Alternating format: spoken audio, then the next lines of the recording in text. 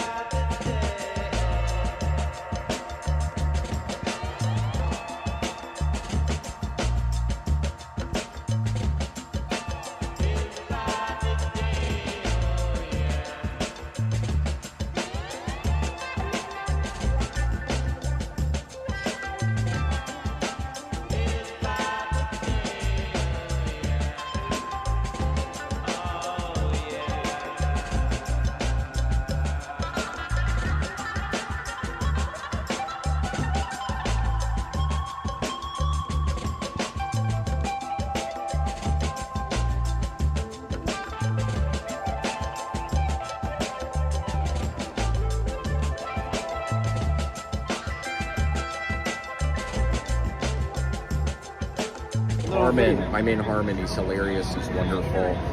He's not me on Facebook anymore, thank God. He was scaring me with that because he was so good at it. Yeah. Comedy Writers Guild. Comedy Writers Guild. It's the motherfucking Comedy Writers Guild. Let's get it. Fuck bitches get funny. Funny. Funny.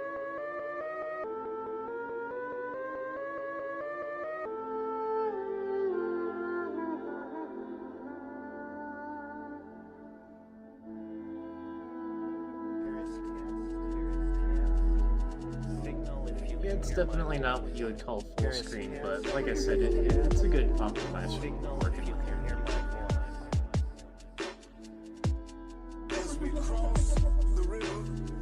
No problem. Here is test. Here is test. Signal if you can hear my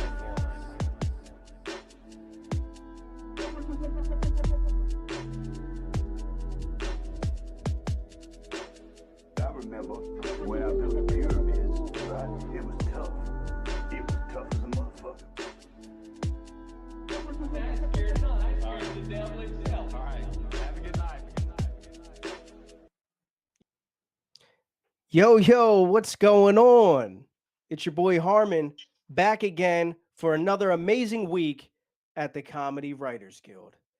If you guys are fans of the show and been watching for a long time, you will notice we actually have a new intro. And let us know what you guys think about that in the comments. And I'd like to give a shout out to Talmadge for helping out with that. Talmadge does everything editing-wise with the podcast. Travis does everything live. And if you guys don't know my main man, let me introduce you to my co-host, Travis Wayne. Look, it looks like he's dropping acid right now or something. I don't know what the fuck's going on. But for those of you that are new here, my name is Harmon. I am the creator of the Comedy Writers Guild. And let's get down to how this works, right? So how it works is we'll start off with a joke setup or a concept, and it is your job to deliver the funniest punchline in the comments. You will have 15 minutes to submit your answers. Meanwhile, we will try our best to keep you entertained with our spontaneous and hilarious banter on topics of conversation that just happen to naturally arise. Okay, so once the 15 minutes is up, Travis is going to type into the comments, your time is up, because that's all you get is 15 minutes. And yeah, that being said, let's get off. Let's start with the first joke concept of the night. First joke concept. If white people don't have culture, then how do you explain blank? Fill in the blank, guys. A lot of people say we don't have culture. And I don't know if I agree or disagree with that, to be honest with you. You guys let me know what you think in the chat. So there's our first joke concept. There's our shout out to Talmadge. Talmadge, thank you, brother, for helping out with that intro. Travis, thank you for everything that you do. And of course, guys, get those fingertips going, get those creative juices flowing, and hop in those comments for your chance to win 15 minutes on the Comedy Writers Guild. Cool. Now that we got all that bullshit out the way, right? Let's start off by introducing our special guest tonight. Our special guest, I have seen a little bit of her comedy. I mostly stick to Facebook. Maybe she posts somewhere else, but I've seen a little bit. I like what I see. But one of the things that you guys know that I'm huge on, that I always talk about, is accountability, right? And I see this chick just calling motherfuckers out all the time, and it's so refreshing.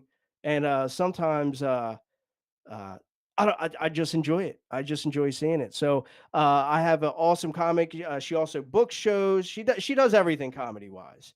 So I introduce to you guys Kayla Howard.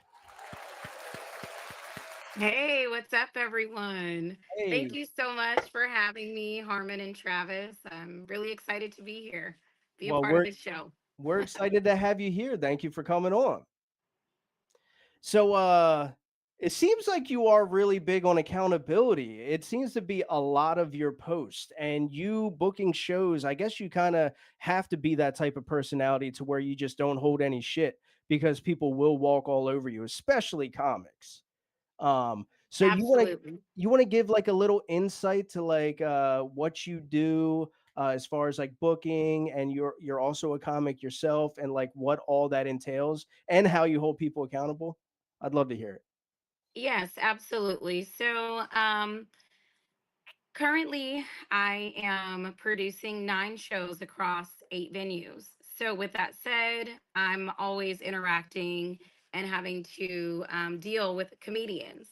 And my 3 biggest things in terms of like what it takes to work with me specifically, of course, you have to be funny, but more importantly, you have to be professional. And third of all, you must be able to promote a show, if you're more of an Instagram type person, that's fine. If you're more of a Facebook type person, that's cool. But I really love working with comedians who promote because it really takes all of us, comedians, producers, and venues, to effectively sell out a show. My sellout rate is currently 70%. That is not on accident. That is because I work with comedians who I can hold accountable to do those things, to be funny, to be professional, and to promote the show. Yeah. So that's me as a booker. In terms of me as a comedian, I am a 100% clean comedian. I did not start out that way. That's what I am now. That's actually kind of more natural to me. When I came out, I was very blue, very dirty, but now I'm a clean comedian and I love it. It is far more difficult to be a 100% clean comedian, mainly because clean looks different to different producers. One way that I hold myself accountable as a clean comedian is to figure out, okay, what does it mean? Like, define your level of clean. What can I say? What can't I say? Where's that line so that I don't cross it? So that's accountability in terms of me as a comedian. But I'm also big on accountability because, in my experience, it's very limited. I've only been doing comedy 2 years, I've only been producing 1 year. But one thing that I found out is comedians are just very rude and mean and cutthroat to each other. Yeah. So, like, you would think that because we're all kind of here to make people laugh or, have an experience that takes them away from their everyday life struggles, that we will be on the same page. But that Yeah. is not the case. No. Not at all. That's actually why I do this, because it keeps me at more than arm's distance away from actual comics, but I still get to communicate, but I don't get all the bad experiences of just being face to face with complete douchebags. Yeah, absolutely. And when I first came into the game, I'm in the Phoenix, Arizona comedy scene. When I came into the game, I thought that everyone was supportive. Like I was the type of person. That's my favorite joke you've said so far. It is the I was complete the opposite. Right. Like I was the type of person, like even if I did my 5 minutes on an open mic, I'm staying all the way till the last person goes up so that they have an audience. We Mm, were all kind of doing that. And it's like, oh man, people are really supportive in comedy, And that was just me kind of starting out as a comedian. But one of the things that kind of set me apart from a lot of comedians in my scene is I started asking for pay very early on, okay. because comedy, yes, it's an art form, yes, it's a passion, yes, we love it, but it costs me gas to get here, it costs me gas to leave. We put in work, writing, we put in work rehearsing. Yeah. And so I started coming across producers very early on in the game who were like, hey, great set, here's $10. Hey, great set, here's $15, and I'm like, wait, I can get paid to do everything that I'm already doing already? Yeah. Like, that's amazing. So I started getting paid 6 months into comedy. And one of the things that kind of made me notorious, infamous, if you will, on Facebook is that I advocate very heavily for comedians to be compensated right from the Oh, jump, I've whether seen you you're do it. funny or not. Yeah, I've seen you stand up for people and I've seen you do it. And I think it's, need I say, heroic of you, because some people just get left in the dust or they're too scared to, speak out. You're not Yes. scared. No, I'm not scared. And that's the thing too, because us as comedians, we do have, like, I don't want to say a responsibility, but that's kind of the only way I can frame it. We do have a responsibility to be mindful of like how we utilize our platforms. And I've always kind of been the type of person to take up for or protect the underdogs. Oh, And me I feel too. like, especially new comedians, like, we don't know what we don't know. We don't know that, yeah, if the show is ticketed, you should be getting paid. Because, you know what I'm saying? Like, especially if the show is sold out. If the show is sold out, you can't give the five comedians on your lineup $20. Like, really? Yeah. You Yeah. know, just yeah, it just kind of irritates me, but that's part of the reason why I became a producer, because instead of complaining about what other producers were doing, let me just do it and do it the way that I want it done. And Yeah. a lot of people appreciate that and respect that about me, because I'm not just saying, hey, you should pay your comedians and pocketing all the money. Like, I'm saying, hey, you should pay your comedians, and I'm actively paying comedians. Yeah, damn right. Actually, I can agree with that myself, and everybody who's been watching since day one. So, like, Travis, there's this guy named Terrence McKenna that I loves, and he always talks about create your own road show. Yes, Like, don't be a part of somebody else's dream, be your own dream. And correct. that's why I created the Comedy Writers Guild, because I'm looking around and I'm like, well, what do I see that I like? Well, Right. not much, but why don't I produce what I want to see? So, like, Absolutely. that's why I do my own thing too. So I totally get that. I'd like to go back to what you were talking about though, with how you started off. You kind of found your way into clean comedy. So at first, Yes. did it seem like you were trying to like overcompensate because you were a new comic, and maybe like you ended up finding your style was just more clean? Like maybe you were talking about shit that you necessarily wouldn't talk about just to get your foot in the door, but then you're like, you know what? I can kind of like go to my roots of who I really am, and who I really am is a clean comic. Is that how you found that? Absolutely. So, a lot of comedians, when we start, we just kind of do what we've seen. So, a lot of the comedians that I love and adore, they're not clean, Well, two of them are. But like some more, she's not necessarily clean, but she's hilarious and Mm-hmm. she's fashionable, So I grew up watching her. I grew up watching Eddie Griffin, Bernie Mac. Hmm. you know, and they are not clean. No. So I just kind of did what I saw, you know, Hmm. but it wasn't until I was literally at an open mic. We each had 3 minute slots. Unless you bring two people, then you get 5 minutes. And I watched a comedian say the F word every like 30 seconds in a 3 minute set. And it's like, I was being dramatic. I'm like, oh man, that's how I sound, you know? Like, Yeah. I need to clean up my act. Yeah. It was really difficult because I did not write jokes that could be turned clean. And that's advice like I give people now. Like, if you're ever interested in going the clean route, you should really like start out writing your jokes as clean, because it's easier to flip them to dirty than it is, you know, to do the other direction. For There's sure. one joke, you know, that I don't do as often anymore, but when I wrote it originally, the joke was, you know, people give a lot of female comedians crap, you know, like as if we're not multi-talented. Who else do you know can be on your dick and on your nerves at the same time? That was the original joke. But Yeah. when I'm in front of like clean or adult audiences, I'm like, who else do you know can be on your nerves and on your mind at the same time? So some jokes you can flip. Okay. Other jokes you can't really do like that. So I had to essentially start over, started from the bottom, and now we're here. Okay. I love it. And you're absolutely right. It is much harder to go in the good direction than it is the bad. If that's how you I don't look at it as good or bad, but you get what I'm saying. Right. No, Yeah. absolutely. And a lot of people talk crap about clean comedians. They're like, oh, well, clean comedians think they're better than everyone else. Like, no, you all think we're better than you, you know? Yeah. You're just a shithead and you think that I'm putting you down, but really I'm just not a shithead. So yeah. Right. Actually, And one of the best to do it out there right now, Nate Bargatze. absolutely. That's living Yeah. proof. And for me personally, because I knew that I wanted to get paid from comedy, clean comedy is the better option, because I can get paid to do comedy at a church. I can get paid to do comedy at a family reunion, which I've True. done before, you know. Yeah. I can get paid to do comedy at a university. This prison gig that I just secured is amazing because they're paying us $250 for a 10-minute set clean. Like, Wow. you're not making that blue unless you're already kind of established. But like out the Yeah. gate, you know what I'm saying? That's like a rare occurrence. I And a just lot of found people, out that prisons don't let you do dirty comedy. they don't really like it. I went, the one prison gig that I did, he allowed us to because adults, but it's not their preference, you know?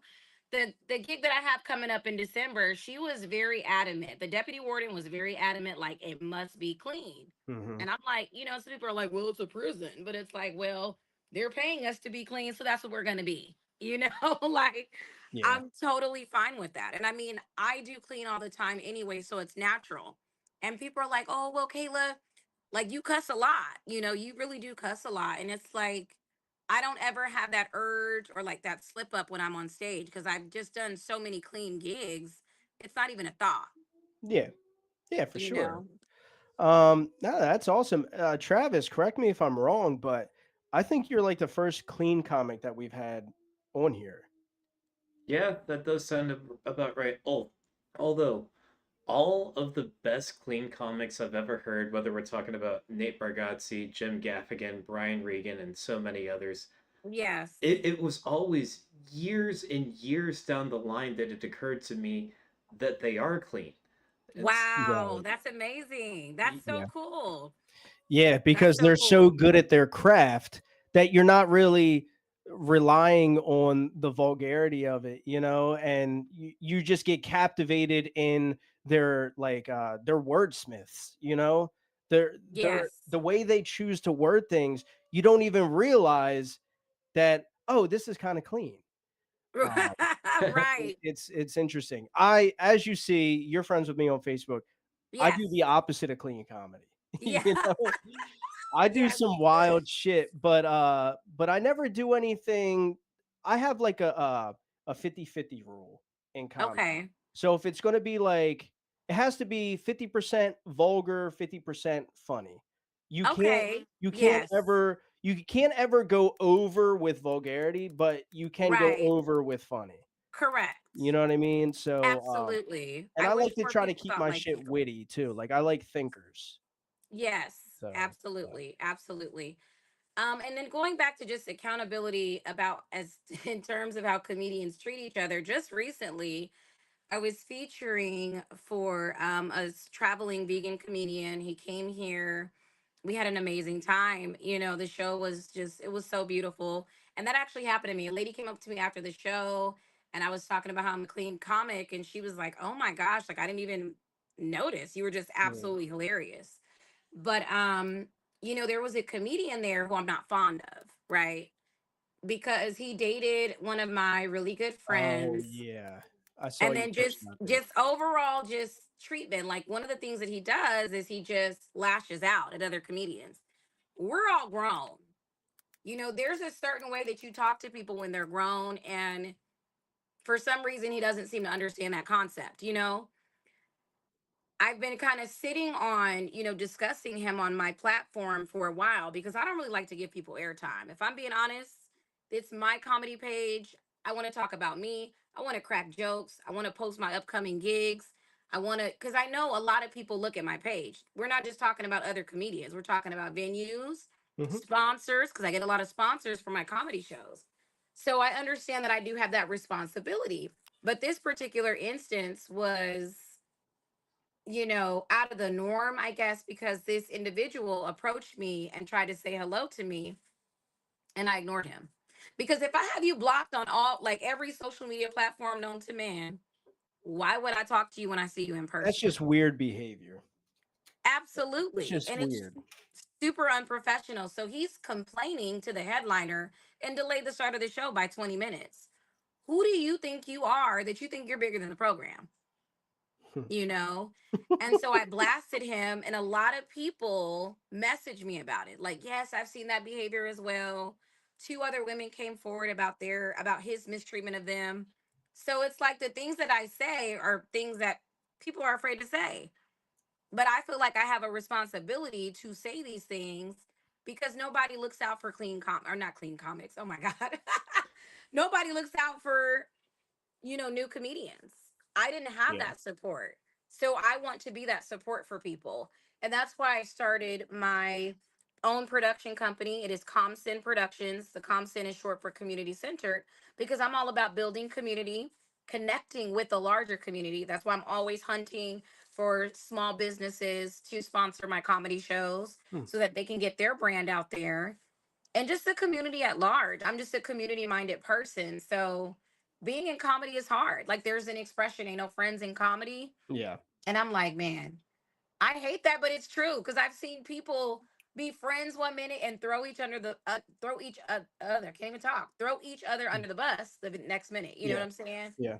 It's very cutthroat in this game. Like, and I see why people are like, oh, you have to have thick skin to be a comedian because it's very cutthroat. People will do anything and everything for stage time, Yeah. even if that means souring your name. They will do it 100%. Oh yeah. Yeah. And it's just how people are in general today. It fucking sucks. Like It does. not even It just in does. comedy, just in general. And I can't Yes. stand it because I try to stay pure of heart, and like I try Correct. to give people the benefit of the doubt. It's like respect isn't always gained. It can be started off as respect, but respect absolutely is lost.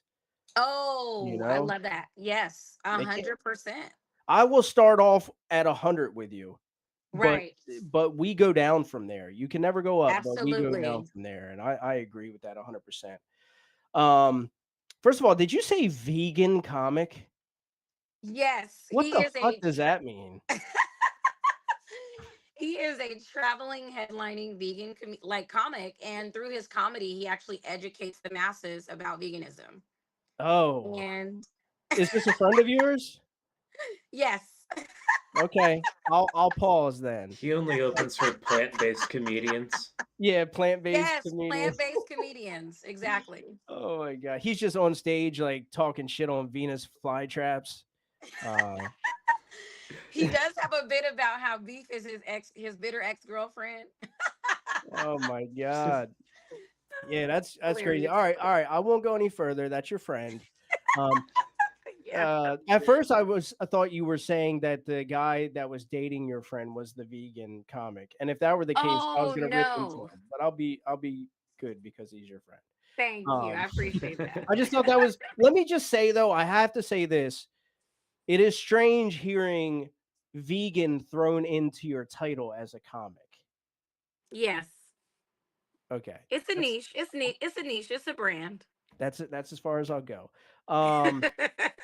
So what is your end goal? It seems like you're already at your end goal, but just expand.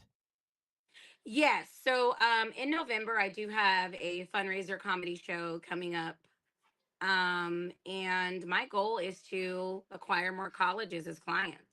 Okay. Put on more shows. I would love to see this prison show that I'm doing expand to a monthly thing. Right now it's just kind of a one time, see how it goes, but I would love for it to be monthly, I would especially just be because careful. I would be careful what you say at the University of Utah. Just be careful. absolutely, They absolutely. Yeah, they tend to go for your jugular over there. So I would just relax on that. Noted. Noted. Yep. But no, that's good. That's what I thought when you were saying all this, and like what I've seen from you on social media. It seems like you really found your foot in the door very early on. You really like drove towards that position. You've been helping comics out. You've been helping yourself out. You've been expanding, and I feel like you just have the personality to just keep growing. So I wish to see that Yeah. for you. I'm gonna like branch off now into Okay. more of the questions that I typically ask people. Okay. What does your creative writing process look like for you?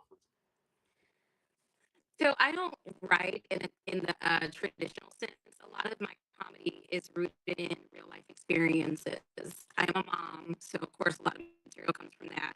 I'm a former teacher, so a lot of my material comes from that. So I really draw from real life experiences and kind of embellish. Like I have a bit about how my son was suspended from school for slapboxing. That actually happened.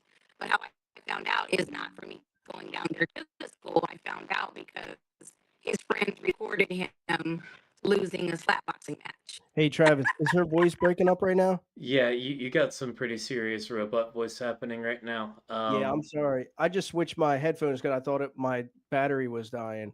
But right at the end of that, you started breaking up. I'm sorry. Can you You hear still there? us? Are we good? Still got a Oh bit. wow, I'm breaking up. It might do to refresh your screen there. Yeah, refresh your screen. I apologize. Sometimes we have technical issues. Well, I know of a lot of like really fat dude comics who have like every joke about being fat. So if we can do fat comedy, we can do vegan comedy too. Yeah, yeah. But they don't come out as the fat comic. All right. Is that I think so. You were saying something about your son slap oh, boxing and beating somebody up? yeah, so I have a bit where I talk about my son slap boxing or losing a slap boxing match. How I found out, like when I tell it on stage, I talk about how I went down to the school and that's how I found out. But how I actually found out is his friends recorded him losing the slap boxing match. Oh, I'm that's like, gotta you be define tough. friends. Absolutely. Like, not only did you lose a slap boxing match, but it's recorded. So it's forever out there that you lost a slap boxing match. So hold on, because your voice was breaking up earlier in that. So why was that brought up? Are you saying that was one of the jokes that you wrote? Yeah. So, like, I was talking about how my creative writing process just stems from me pulling on real life or Oh, pulling from real life experiences. So I don't always tell it the way that it happened, is what yeah. I'm saying. You Like how I embellish. actually found out. Yeah. Embellish. Exactly. Exactly. Okay, I got you. Man, that's good. I'm just sitting here thinking as a parent because I got two young kids, and Okay. luckily my son is tougher than I've ever been. But like I can't imagine just like witnessing that. So you're sitting here talking about a joke that you wrote, and I'm over here as a pissed off father, just like if I ever saw my son getting his ass beat on camera, I'm walking into that Right. school. Absolutely. Hmm.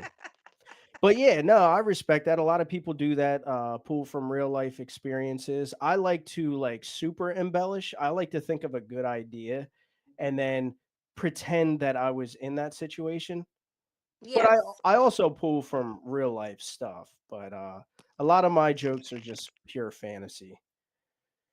Oh, that's Um, good. No, that's awesome, and there's room for that too. It's called absurd comedy. it's called what? Absurd. Oh, absurd comedy. Yes. Yes, for sure. And then I could ask you the question of like what comics inspire you, but you already brought up Bernie Mac, you brought up Eddie Griffin. I don't know if those are the ones that actually inspire you. So I have four. Okay. Um, I love some more because she speaks her mind and she's really fashionable. I love Jim Gaffigan because he's clean and he's absolutely hilarious. He has the best facial expressions. I love Sebastian Maniscalco because he's animated and real physical. And I just love how he takes everyday experiences and just really tells them over the top.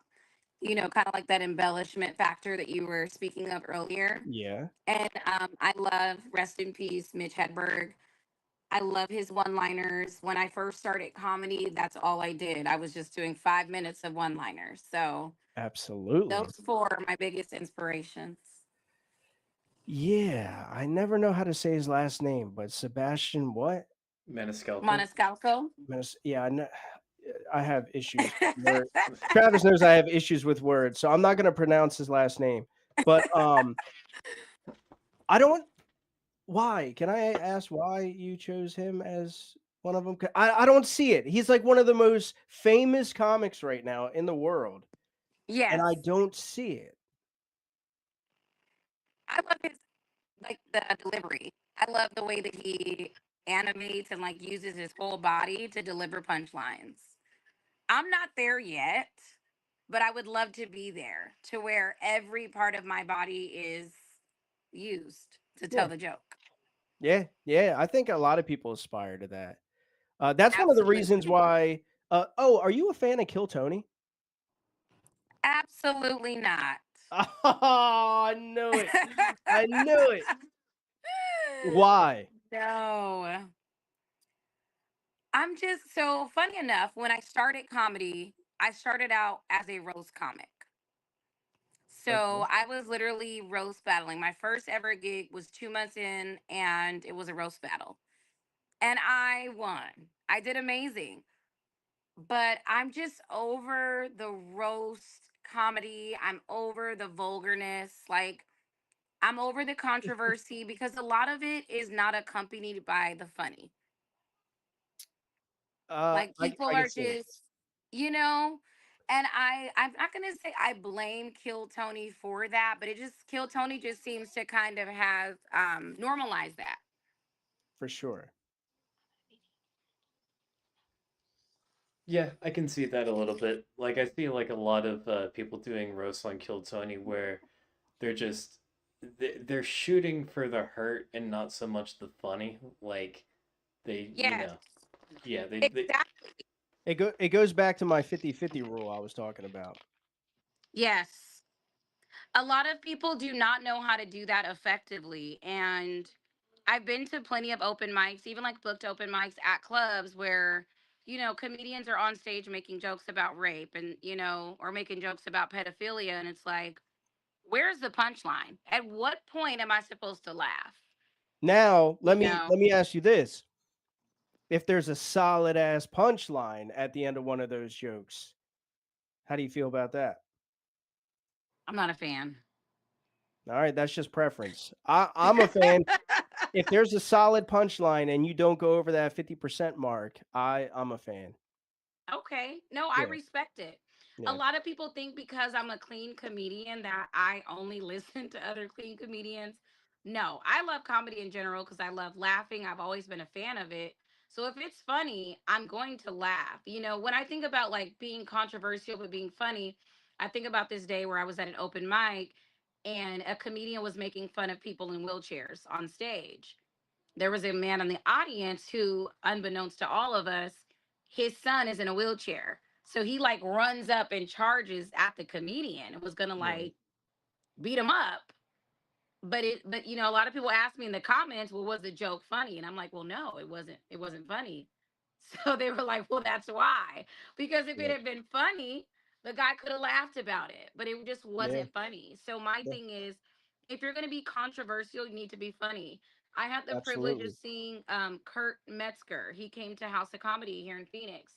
He is extremely controversial, but he was hilarious. Okay. He didn't just do like the typical racist jokes against black people, like, oh, baby daddies, blah, blah, blah. He roasted everybody.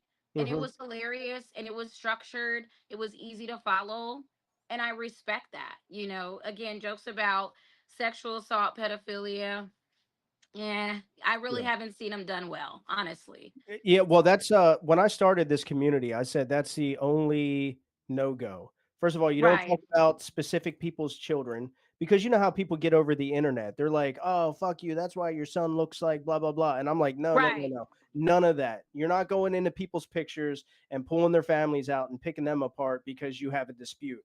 And then second of Right. all, pedophilia jokes don't really land in No. my eyes. So like keep them out of the Comedy Writers Guild. Now, if it's like hinting in that direction and it's like now I'll bring my 50-50 rule to a 75-25. So if it's Right. like hinting in that direction, okay, I can see it, but like you're not really going to get a laugh out of me and really I want to keep it out of the Comedy Writers Guild. Absolutely. Absolutely. And that's one thing that I do love about producing is I'm able to dictate who I work with.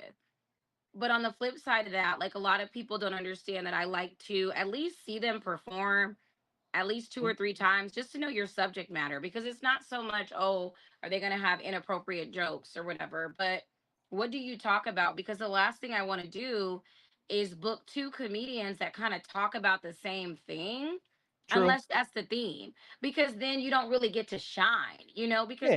when I book shows, I'm not thinking about myself. A lot of people are like, oh, who's behind Comsen Productions? Because I don't put my face on the flyer unless I'm on the show, unless I'm hosting. That's pretty much the only position I would take. Like right now, I'm not a headliner. I don't have 45 minutes. So I'm not going to book myself to headline my own show. Now, I know people who do that, Yeah. and good for them. You know what I'm saying? Yeah. I'm trying to have people come back to my shows again and again. My goal is to get all my venues, all monthly shows running at all my venues. So I want people to come back. So I'm gonna book myself to host because I know I can at least do that. But I like to hear what comedians talk about. Like we have a lot of comedians here that are, they make a lot of jokes about what's his name? Jeffrey Dahmer, right? So I don't Okay. want to book two comedians who I know, are like, oh, I know I look like Jeffrey Dahmer, lost gained some weight or something. Like I don't want to Right. book them if they have the same style of jokes. And I like to, when I book also, I think about energy levels. I don't want to book all dead comedians. I want to book all high energy comedians. I like to have a balance of both For sure. to kind of take the crowd. It seems like oh shit. We We might have lost. lost her. Oh Oh, no, there she's she back. is. Okay. Uh it seems like you have your eyes set on actually having a production. Like Correct. you want to get all these little details that I gotta say the average person doesn't think about. You are literally 2 years in and already thinking like a producer, which is fucking phenomenal and like props to you. That's awesome. Thank you. Um, and yeah, actually, so we're coming to the end of the 30 minutes right now. So I'm going to wrap things up. But I just want to Okay. say, amazing insight. Thank you so much for coming on. Of I learned a course. lot. It's cool seeing somebody that's like kind of encompassed in everything in comedy. Um, Yes. and I'm excited to see where you go. And I know I don't have to say because I don't think you're ever gonna stop. But keep fucking calling people out and doing your thing and protecting folks. Protect these small folks in comedy, and it's gonna be amazing watching you grow because I'm gonna continue following you, and Thank you. I appreciate it. yeah, I love it. So, is there anything that you want to plug? Any upcoming shows, any social medias, now's your time to do that. Yes. If you're more of a Facebook person, which I am, I'm on Facebook, Kayla Howard. I am also on Instagram. I'm less active on there, but I do have it available if that's kind of your bag. At Wild Child Comedy. Wild Child used to be my stage name until I went clean. Now it's Now I Mild just use my Child. name. Now it's Say that Mild Child. again. Exactly. Now it's mild. Yes, mild Mhm. child. But yeah, follow me on there. I would love to connect with you if you're a comic watching it and you're passing through Arizona. Just let me know. I produce 8 shows, so I'm sure I can get you on at least one while you're here.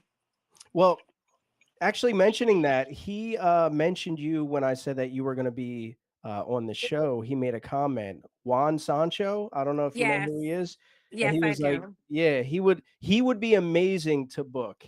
He can do clean. He can do everything. He's Awesome. such a good guy.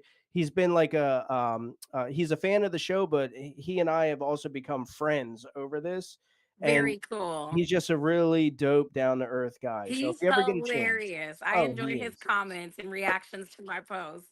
He's so funny. Oh, you should see his stand up. He's so good. I'm Yeah. excited. I'm excited. But I just want to toss that name out there. But again, thank you for coming on. Guys, go This was follow her. awesome. Yeah. So if you ever have like any big event coming up, I say this to everybody who comes on as a special guest and you want to like promote it or whatever, let me know. I'll have you on here for like 10 minutes. You could talk about whatever. Just to Okay. get it out there. I'll clip it for you. I'll send it to you. You can share it. Always go onto the Comedy Writers Guild. I think we have I don't know, like we're getting up to, I think we have a little over 3,000. Altogether, Comedy Writers Guild has like 20,000 people Wow. following. So, like, if you ever need anything, let us know. That's what we're here for. I help promote people, but from the comfort of my attic. And whereas you go out in real life and do it. So, thank you for Right. coming on. Absolutely. Thank you so much for having me. Yeah, have a good night. Take All care. right, you too. Bye All right, bye. bye. All right, guys, that was Kayla Howard. Go follow her on well, I just follow her. You guys know me. I'm a Facebook guy. Call me a boomer if you will, but I follow her on Facebook at Kayla Howard. All right. That was awesome. She was great. I got to say, for a minute there, I thought I was going to have to be holding her fucking accountable because she was not showing up until the last minute. And I was about to bring Freezy on as a special guest. That's how fucking down we were. All right. Glad we didn't have to do that bullshit. But thank you, Kayla, for coming on. Travis, we're gonna do things a little differently. I didn't say this in the beginning, but before we get into the joke concepts, there is somebody I would like to pull onto the podcast. If you can remember who that is. Yes, I do. All right. If you could send him a link. Guys, we're actually going to bring one of our fellow Comedy Writers Guild folks onto the podcast and give them 4 minutes of stage time. So we don't typically do this, but I give you guys a little clue. Last week, he won a joke concept, but he didn't have the ability to come on. So I told him I'd give him a rain check, and you guys are probably like, oh, I know who that is. So instead of him coming on and we're going to interview him, he said, hey, man, can I come on and do 4 minutes of material? So we are going to give him some time to come on here and show us what he's got. And all week, he's just like, hey, Harmon, can I go over this with you? Can I tell you what it is? And I said, no, Cole. I said, why don't you hold off? Guys? And I want to hear it live with everybody else on the Comedy Writers Guild. What's going on, brother? Hey, how's it going, man? It's good to be here. Yeah. I see Got you the don't have your headphones. yeah, I was Fuck just yeah. about to call you out for that. Hell yeah. Sounds a lot better this week, man. Yeah, I figured as much, and I muted literally everything in the house and kicked everybody out. So, Fuck yeah. Doing it So big. I was just telling everybody how we're doing things a little different. Because you won last week, fair and square, but you didn't have the ability to come on. So you came up with the idea of you coming on and doing 4 minutes. How much material do you have for us? I didn't really time it. I just wrote out what I thought would be fun to do, and We'll see how it goes. Well, let me just say, everybody, this is Cole. You know him as Cole Burner, right? We'll just keep it at that. Oh, And that's okay because my first joke introduces myself. the floor is yours. All right. Hey guys. My name is Cole Ross. My pronouns are sit and stay. My therapist says I have crippling depression, but I always thought it was due to a neurological disorder. So that was confusing. Uh, Sometimes I look in the mirror and I see all this acne on my face, and I go, fuck, no wonder I can't get laid. Then I look down at my legs and I go, never mind, that's why. I'm so lonely that sometimes I let mosquitoes bite me just so I can suck on the bump and pretend it's a nipple. I love football. I'm a 49ers fan. If I had a kid, I'd name him 49. And he'd come up to me and he'd say, Dad, did you really have 48 kids before me? And I'd say, shut up, retard. I'm watching football. Speaking of watching stuff, I like to watch DUI arrests on YouTube. And it's not because I support drug driving. It's just that's the only way I get to see my father. Now, since we're doing this over the phone, it's a bit weird delivering it. So I thought I'd be a little more casual and tell you about a little bit of story. Me and Harmon both got our careers started inspired by William Montgomery, writing jokes in his style. So here's a few that I did when I was starting in William's style. Here's the first one. This is a guy with the foot fetish watching football. Wait, so when do they show their feet? Here's another one. Another one. Boneless wings. Be like boneless wings. Be like, it's been so long since I felt something inside of me. Why would anyone ever pay for tickets to an air show? Just look up, idiot. Petrified wood. What are you so afraid of, bitch? You know that one. Yeah, I love that. You actually told that one to William. Sorry, go ahead. And then I was gonna just tell another little story here to lead into this next little part. I think I told most of the people in the group chat about how I got banned from Bubba's Lounge in PEI, which ended up leading to me being banned from the entire island for making a gay joke. I did not know it was a gay bar, and I'll die on that hill. But anyways, here's some of my edgier stuff just because of that. People say the worst thing you can be is a baby rapist, but frankly, I'm impressed a baby can overpower a full-grown human. I got a message from a trans woman on Bumble, which was shocking because the rules state women have to message first. All right. Okay, never mind. Robert Pattinson was praised by PETA for refusing to jerk off a dog on the set of a film. I'm just wondering where my praise is every time I resist the urge. My girlfriend left me for a European. It was a German Shepherd. The first guy to get a tattoo must have been super stoked before he died of hepatitis B. All right, that's all I got. I'm gonna put an end to this thing before it gets too old. Same thing I said to my girlfriend when I found out she was pregnant. All right. Hell yeah, dude. Those were fucking solid, man. Thank you. Thank you. It's weird not having a real audience. I mean, I know you're reacting, but it's not the same as delivering it in front of people. So Yeah. it was a bit awkward, but it felt good. Yeah, it is a little awkward on here. I get that. But like I've heard about 4 of those jokes because you told me some of your William ones before, but those Yeah. other ones, man, are fucking good. And that's why I also asked you to not tell me about it because I wanted It like was a hard true not. reaction. It was hard not to. Every day I was like, I'm about to send these fucking screenshots. Oh, I can tell. I could tell because you were messaging me other shit in the meantime.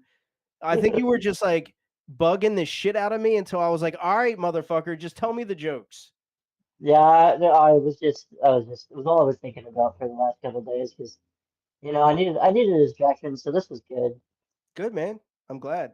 How's everything going health wise? Not to bring anything down. A lot better than it was last week. Fuck I'm yeah. up and about, and I got in my chair. I didn't stay in bed for the fucking appearance. Fuck yeah. Hell yeah. So that's something new. So, Sweet. we're getting there. Yeah, man. Yeah. Yeah, and you got some opportunities coming up. Things are starting to look up for you, dude. It's getting there, dude. I don't like to get my hopes up too much because then you get let down, but I'm Yeah. feeling optimistic. Well, you got on Comedy Writers Guild, dude. Hell Technically, yeah, you dude. got on last week, but This was better than doing another interview where you asked. I mean, I've been on. What it would have been my fourth time. You already asked me every question. pretty much. It would have been the Pretty first one that we could hear you without feedback. No, I resent that. The first time I came on, I had headphones. True. Fair. He did. That's a fair point. The last one was pretty rough though. You hear that, guys? If you're trying to win a spot on here, please wear fucking headphones. Don't be a loser like Cole. Yeah, don't be a loser like Cole. I don't know that guy, but he sounds like a fucking loser. Yeah, fuck that guy. Fuck that But, guy. but dude, that was awesome. Thank you for coming on. I'm so glad you did this. Me too. Feels good. It's inspiring, man, because now I'm competitive. Now I need to one up your jokes. I would like to see it, and I encourage you to. Nah, I'm not gonna one up yours, but what I'm gonna do is I'm gonna write something like that. I like that. Start cooking, brother. Yeah, man. Well, thank you for coming on, bro. Absolutely. Audio. Oh, one last thing. Go Blue Jays. That motherfucker. That motherfucker's always in the chat talking about some goddamn baseball. I don't care how many times I gotta say, Cole, shut the fuck up. Nobody cares about fucking baseball. But we love him. And go Pirates. Anyway. All right. Let's get down to what this podcast is all about with the first joke concept of the night. If white people don't have culture, then how do you explain what? All right. And I know that you guys have had time to react to the comments, so let's just scroll down to where they are. And we will see there is a lot of scrolling to do. One moment here. Yeah, I should have done this before we got to this part. Yeah, come on, Travis. You're fucking slacking, dude. We're getting there. It's close.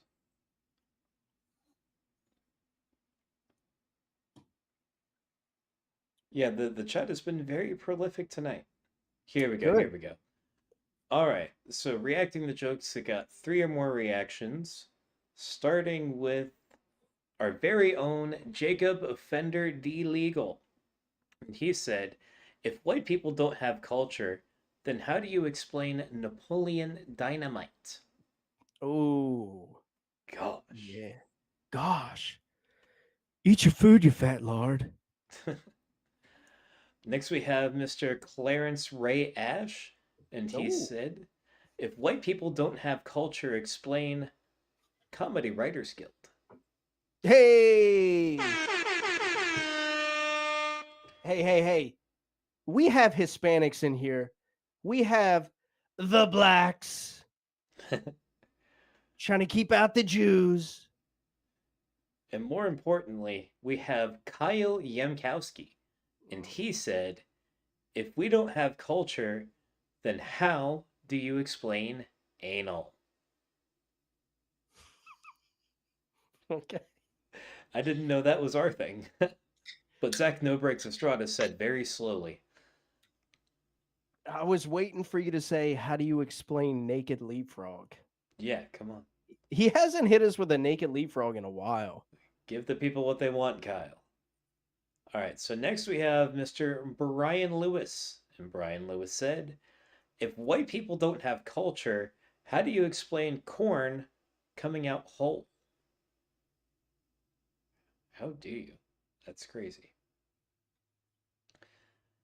And next we have Zach No Breaks Estrada, and he said, explain the 1.4 billion pounds of cheese in Missouri's limestone caves. He's on to something. Huh. Did you not know about the cheese caves? I did not. Oh, is that like the end of the world cheese? It's the more, government issue cheese? I mean, yes, it is government issued. They put it there. It's mainly because dairy farmers have to produce so much milk and there's only so much use for it because it goes bad quickly. So they take the extra, the government buys it and turns it into cheese, and it's a whole thing. Yeah. I did know about that. I didn't know it was in Missouri. That's cool. Yeah. Next we have Clarence Ray Ash. And Clarence said, if white people don't have culture, explain blackface. Yeah, true. And Phil Lombardo said, how do you explain this lack of seasoning? You went through a lot of trouble to get it, didn't you there, Britain? And yet they do not use. Next we have Alex A.K. Krieg, and A.K. said, if white people don't have culture, then how do you explain Salt Lake City? There isn't one. No explanation. And next we have Kyle Yankowski, and he said, then how do you explain trailer parks? Yeah. Can't do it. Real quick. So I see there's like some new people in the chat. Also, if you're over in YouTube right now, come join us in Facebook. Look up the Comedy Writers Guild live podcast, join the page, follow us, follow Harmon Comedy, follow Travis Strom. And yeah, I see a couple people saying read the chat, and then also people are still posting comments. So you only get 15 minutes. So this concept's done now. Travis put something in the comments that says jokes end here at the 15-minute mark, and the only way that your comment is going to be read on here is if you get likes. So the point is to get people to like your comment. Whoever has the most likes and whoever is voted gets 15 minutes on. Sorry, Travis. I just saw new names, so I was letting them know. All good. And next we have Zach Garcia. And Zach said, if white people don't have any culture, then explain line dancing. Actually, God, please don't. Yeah. Let's see. And next we have Mike Freezy-Coolin. Oh, shit. Oh, shit. If white people don't have culture, then how do you explain Mike Freezy-Coolin? It doesn't work. Mike is not white culture.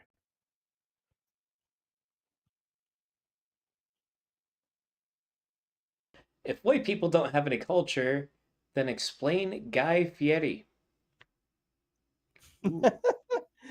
Yeah, for real. It's the capital of white culture's Flavor Town.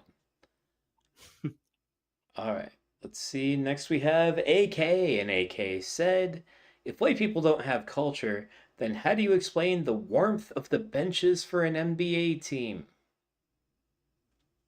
Who said that? AK? Mm-hmm. Yeah, that's definitely an AK comment for sure. Oh, yeah. And that was all of them. Okay. Yeah, that was very prolific. Oh, yeah. All right. So we do have a very clear winner. Okay. And the winner, with a total of 6 reactions, the joke was, how do you explain trailer parks? And that was from Kyle Yankowski.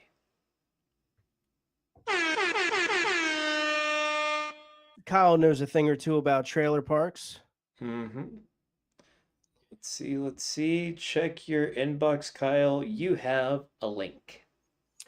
Hey guys, since we had a promoter on tonight, somebody who does booking of shows, and she gave the awesome suggestion that people share, uh, shows that you're on and everything. Why doesn't everybody just take 1 minute and go share the Comedy Writers Guild to all your friends? Say, hey man, there's this dope ass fucking comedy show going on right now, and you could be a part of it. Why don't you come join us? Send it to your top 5 friends on Facebook, even though I know that your top 4 friends are me. But don't worry, I'm already here. Send it to other people. All right, Kyle, we're ready to have you on, man.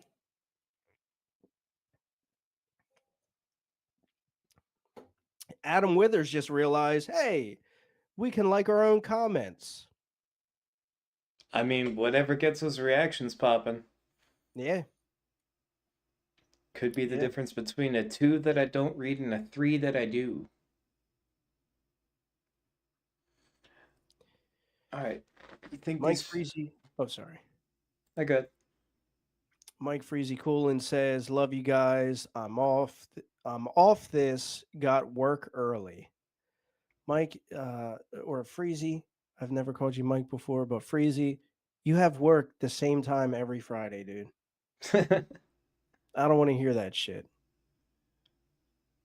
Well, Lexi must be getting up early tomorrow. Oh. All right. You think the people need a new concept? Oh, yes, sir. Yes, sir. Thank you. Sometimes I'm a little slow. All right, guys, let's get into what this is all about with the second joke concept of the night.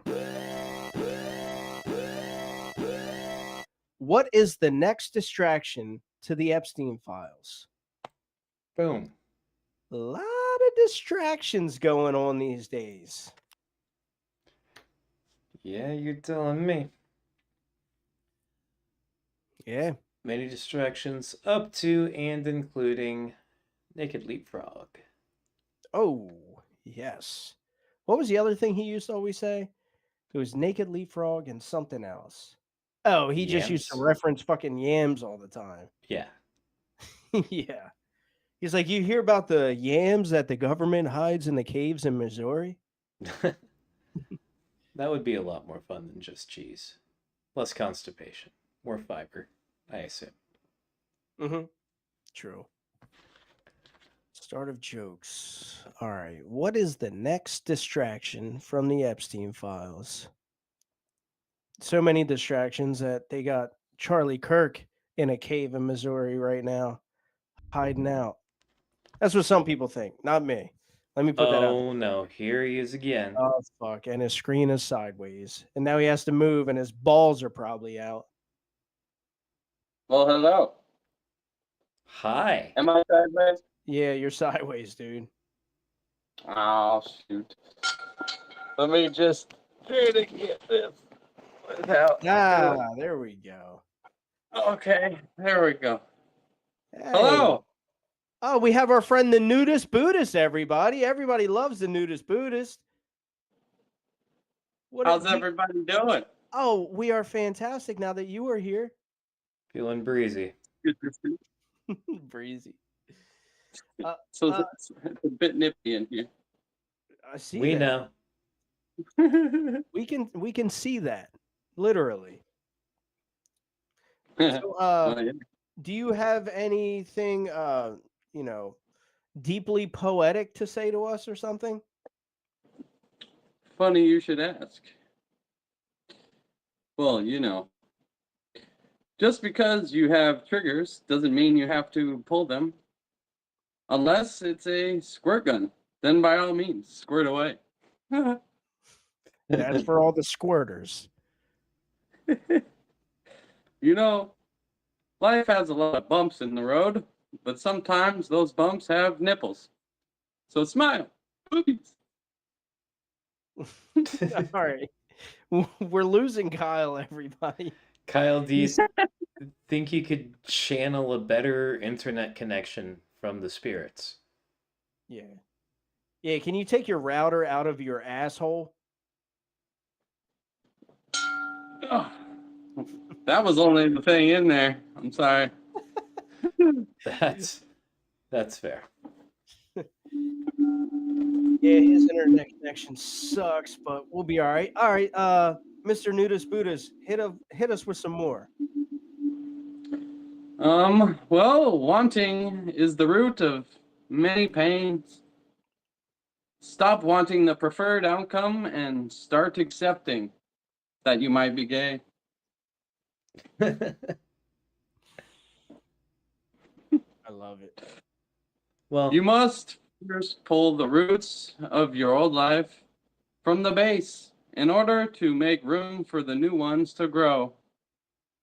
Or you can just get a haircut like a normal person. I'm gonna do the other thing. Enjoy your life. It can be all fun and games as long as you acknowledge where the fan is. Don't shit at it, you can shit around it.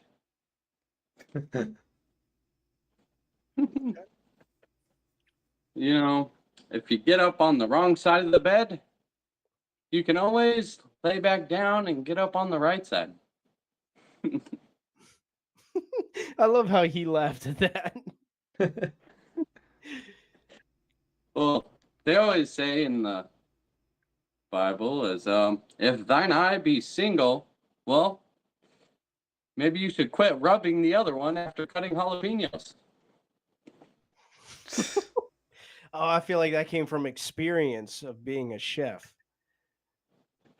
Yes, never take a pee after cutting a jalapeno either. Yes. Yeah, thank God he's on NoFap. Yeah.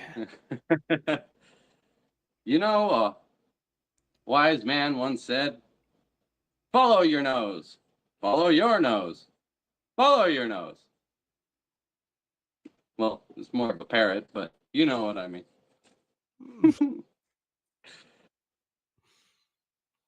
When I say, go fuck yourself, I really mean just go show yourself some love. That's very nice. You know, I like that. I feel like a lot more people should go fuck themselves. You know, belief is the foundation of everything. So if I picture you sucking a dick and I believe that you are gay, then that should in fact make you gay. Or maybe I'm gay for picturing it. I don't know.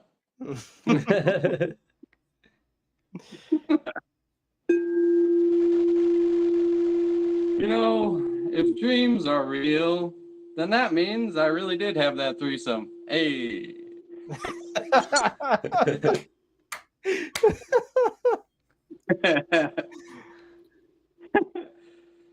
Chances are, if you are whacking, then there must be something that you are lacking.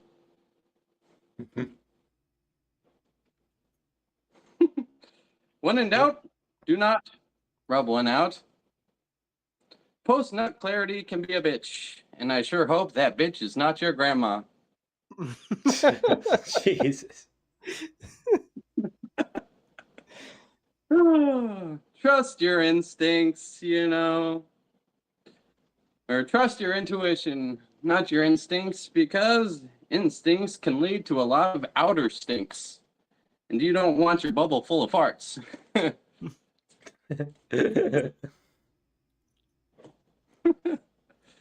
Well, I hope my advice has gotten you somewhere.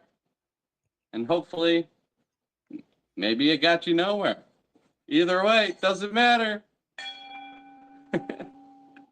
Dude. I'm here, you're there. Here's what I don't get. You're basically sitting there doing a comedy set about why it's bad to jerk off, and yet you're also sitting there looking like that. It's like what do you want from us?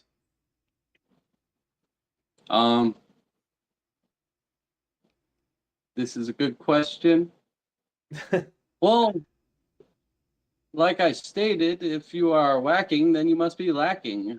And what is the need behind whacking in the first place. Because you are, in fact, lacking. Hey, if we were Lacking. lacking that bowl in front of you, every one of us would be whacking right now. Hell yeah. I'm whacking with the bowl there. I'm just glad my Oh. camera only catches from here up. You know, there are times that I do wish that I can meet my dearest friend, the nudist dudist. Perhaps one day we shall meet. I think we can arrange that. I'm scared. I have a much smaller bowl than you do. Well, just remember, do not be a liar liar, because I will set myself on fire. Yo, you've really been working on these, man. I can tell. Like, you're perfecting your craft. I think that this is your niche. I think you found it. Niche. As long as there isn't a hard R there, we'll be all right. Yeah, watch it. But don't worry. Who was it? Somebody said, I think it was Clarence. Clarence Ray Ash said the Comedy Writers Guild only has white folks in it, so we're okay. White folks with a brown eye. You know what I'm saying? See, you got to write one about a hard R. I think there's something there for sure. The only hard R that most people have is regrets. Well, maybe two. Resentments as well. Dude, this dude's channeling right now. Well, in a lot of cases, also retardation. Mm-hmm. That would have been the perfect Very time for true. him to hit the bowl. Dun. All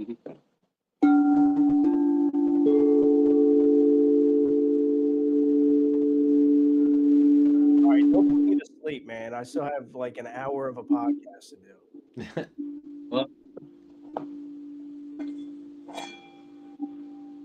Well, it's been fun. Yes, it has been fun. Thank you, nudist Buddhist, for coming on and blessing us with your Absolutely. with things that you have learned along the way in your physical, spiritual form. And remember, diamonds are formed under pressure. So is shit. And just make sure that your diamond doesn't have corn in it. Have a good day. You too, brother. We love you, man. Namaste. Nah, you're gonna go. Now I'm gonna go. Peace. All right, that was the nudist Buddhist, everybody. A nice character that Kyle Yankowski likes to play. And yeah, he's been working on shit. That was nice. That was refreshing. Man, Comedy Writers Guild is just filled with fucking material, man. We got Cole Burner killing it. We got Kyle killing it. Seems like everybody's stepping their game up, man. I love to see it. Yeah, that's just the beginning. Yeah. Absolutely. I'm seeing some new names tonight. Maybe they can get in on this action with the second joke concept of the night. What is the next distraction to the Epstein files? All right. Let's hit us with a refresh, see where those reacts are at. All right, let's see. So first we have Dan Zilladrums, and he said, I just hope the next distraction at least includes stimulus checks that we will have to pay for in a few years. That would be nice. It would. And next we have Clarence Ray Ash. And Clarence says, Cam Patterson will call someone the N-word on SNL. I think it might not even be a distraction. That might be like just a thing that happens. Yeah. And they're like, quickly, use this as a distraction. I don't think there's a might about it. Yeah, true. Next distraction, Shane Lucas says, the next distraction is Cole Burner can walk. Oh. That'd have me distracted. All right, and Shane Lucas says, and this is more of just like the probable truth than a joke, but the next distraction is GTA 6. Yep. Not gonna lie, that's gonna take me out for a little bit. You better be here on Thursday. I'll be here on Thursday. All right, let me hit us with another refresh because I would love to believe that wasn't it. Make sure you guys are liking the jokes. Guys, go back and like your favorite comment. Okay, there's a bit more. Okay. Next we have Clarence Ray Ash, and Clarence says, Jesus returns and gets caught by ice. I mean, Jesus ya regresado. He's already here. It's already happened. Mm-hmm. Poor Jesus. All right, let's see. All right, let me hit us with one more refresh just for good measure. I blame myself. I didn't threaten you guys enough. Because apparently y'all don't react jokes without threats of violence. It's alright, it is what it is. I blame myself.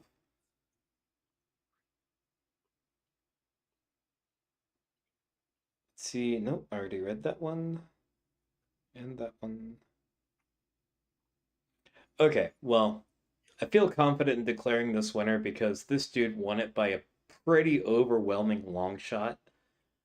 The winner, with a total of 7 reactions, the joke was Cam Patterson will call someone the N-word on SNL, and that was none other than Mr. Clarence Ray Ash. Ash. Hell yeah. I've been wanting to see him win. Yeah, Clarence, be sure to check your messages. You have a link. Go ahead and click that link. If the link doesn't work, try opening in an external browser. And if for whatever reason that doesn't work, then there is an app for Jitsi, the program that we're using. And if you can't see the message at all, be sure to check your message requests. All right. That being said, let's get on to the third joke concept of the night.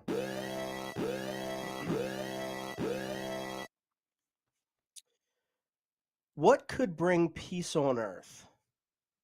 Let's go ahead and initiate that. I would say the nudist Buddhist. In all honesty. Also, guys, if you haven't already, go check out Kyle Yankowski's podcast. I would like to call it a sister podcast of ours, just because we love each other and support each other. But it is called Higher Consciousness, Lower Standards. Oh yeah. And if you don't already, follow Kyle and Jordan. Yeah. Yeah, it's a lot of fun, and you guys don't have Vibecast anymore, or Power Sauce, not that it lived long enough to air an episode under that name. But yeah, if you want like something chill, fun, relaxing, insightful, Higher Consciousness, Lower Standards is where it's currently at. And here we have Clarence Ray Ash. What's up? Hey. Hey. What's going on, brother? Man, just having fun watching you guys tell some jokes and watch you try to dip your toes into comedy. Yeah, man. I've been I think I found Harmon through the old Kill Tony page that we all got kicked out of because of the asshole administrators. But when he was still the Memphis Strangler. Yes, sir. Mm-hmm. Yes, sir. Yeah, I've been following you as well. You rap. I do. Yes, sir. That's what I do mainly. That's my main thing. Like I've dipped my toe into trying to do stand up maybe 3 or 4 times. You know what I'm saying? And it's kind of the same thing as far as writing goes when you're trying to be creative with lyrics as you are with jokes. So it's kind of something I always wanted to do, and I've always been a follower of comedy, like Steve Martin and what I'm saying, improv shows back on cable and stuff when I was a kid. You know what I mean? I've always been a big follower of that scene. So and then Kill Tony came along and sparked a lot of us. Probably around the pandemic. I think it was one of those things that hit in the pandemic, got all Yeah. in a sprawl.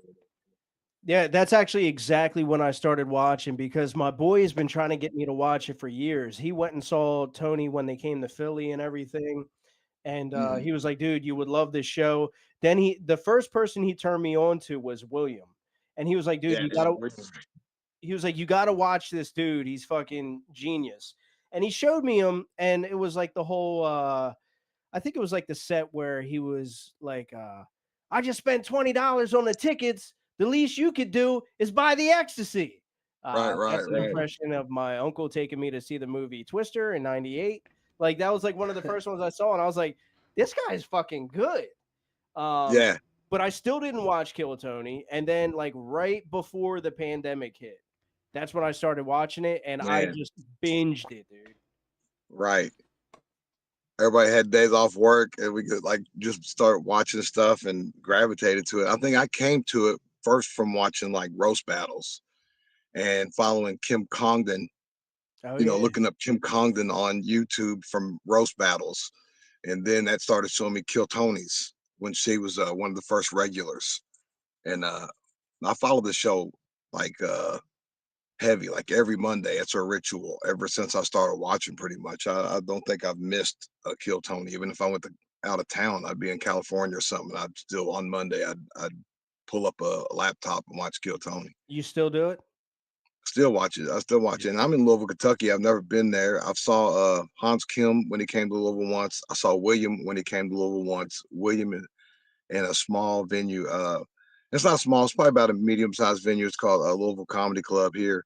Yeah. And William bodied it. I mean, it was one of the most raucous, riotous sets I've ever seen from front to back. He came in, Hell yeah. you know, He had his notepad. yeah, he came in smearing Papa John Papas from Louisville. You know what I mean? He came in smearing Papa John like you know, if you've seen him live, you know the routine. He picked him up in the limo, et cetera, et cetera. Yeah, he did that when he came to Philly. He started talking about Meek Mills. He was like, "Yeah, Meek Yeah. Mills picked me up in a limo. We went out. We had a fucking bat. We started just beating people to death." You know, I he's just think wild. I mean we're not Texas or anything, but Louisville's got a good scene. Like when it comes to music, when it comes to comedy. I've been to a lot of local shows, and there's a lot of up and comers around here that are pretty good. And it's like Theo Vaughn talks about coming to Louisville, and he's got that story where somebody picks him up in a limo, and he just brings a random street person with him. Oh, that And it was was there. from that Yeah, I heard club. him say that. And the guy Yeah, ended it up was like from that stealing club. somebody's It's from that purse. club I saw William at. I'm like, man, I wish I'd have been outside and just have Theo Vaughn go, man, we're going to a party. You know what I mean? That'd be the best night of your life, probably. Hell yeah, dude. Yeah, actually, we have a guy who's a CWG OG member who actually works at that comedy club, and we had him on here as a special guest probably Oh, like that's 2 months cool. ago. Christian Calloway. Oh, okay. Yeah, I don't know if you know him or not. I don't think I know him off top. Yeah, he just moved out there. He started working there, and he's been fucking loving it. He's been running into a whole bunch of people, and yeah, it's pretty popular over there. That's cool. Yeah. Yeah, like in Louisville, like I hit freestyle mics, like rap freestyle mics, where I get to go and rap off top of the head. You know what I mean? I'm an old school guy. I've been doing that since like I was in like middle school. You know what I mean? Like as a preteen, just rapping amongst friends in my area. I'm like a Eminem or somebody that you might say grew up in a predominantly black area. So we grew up like watching karate flicks and Beat Street and that type of stuff.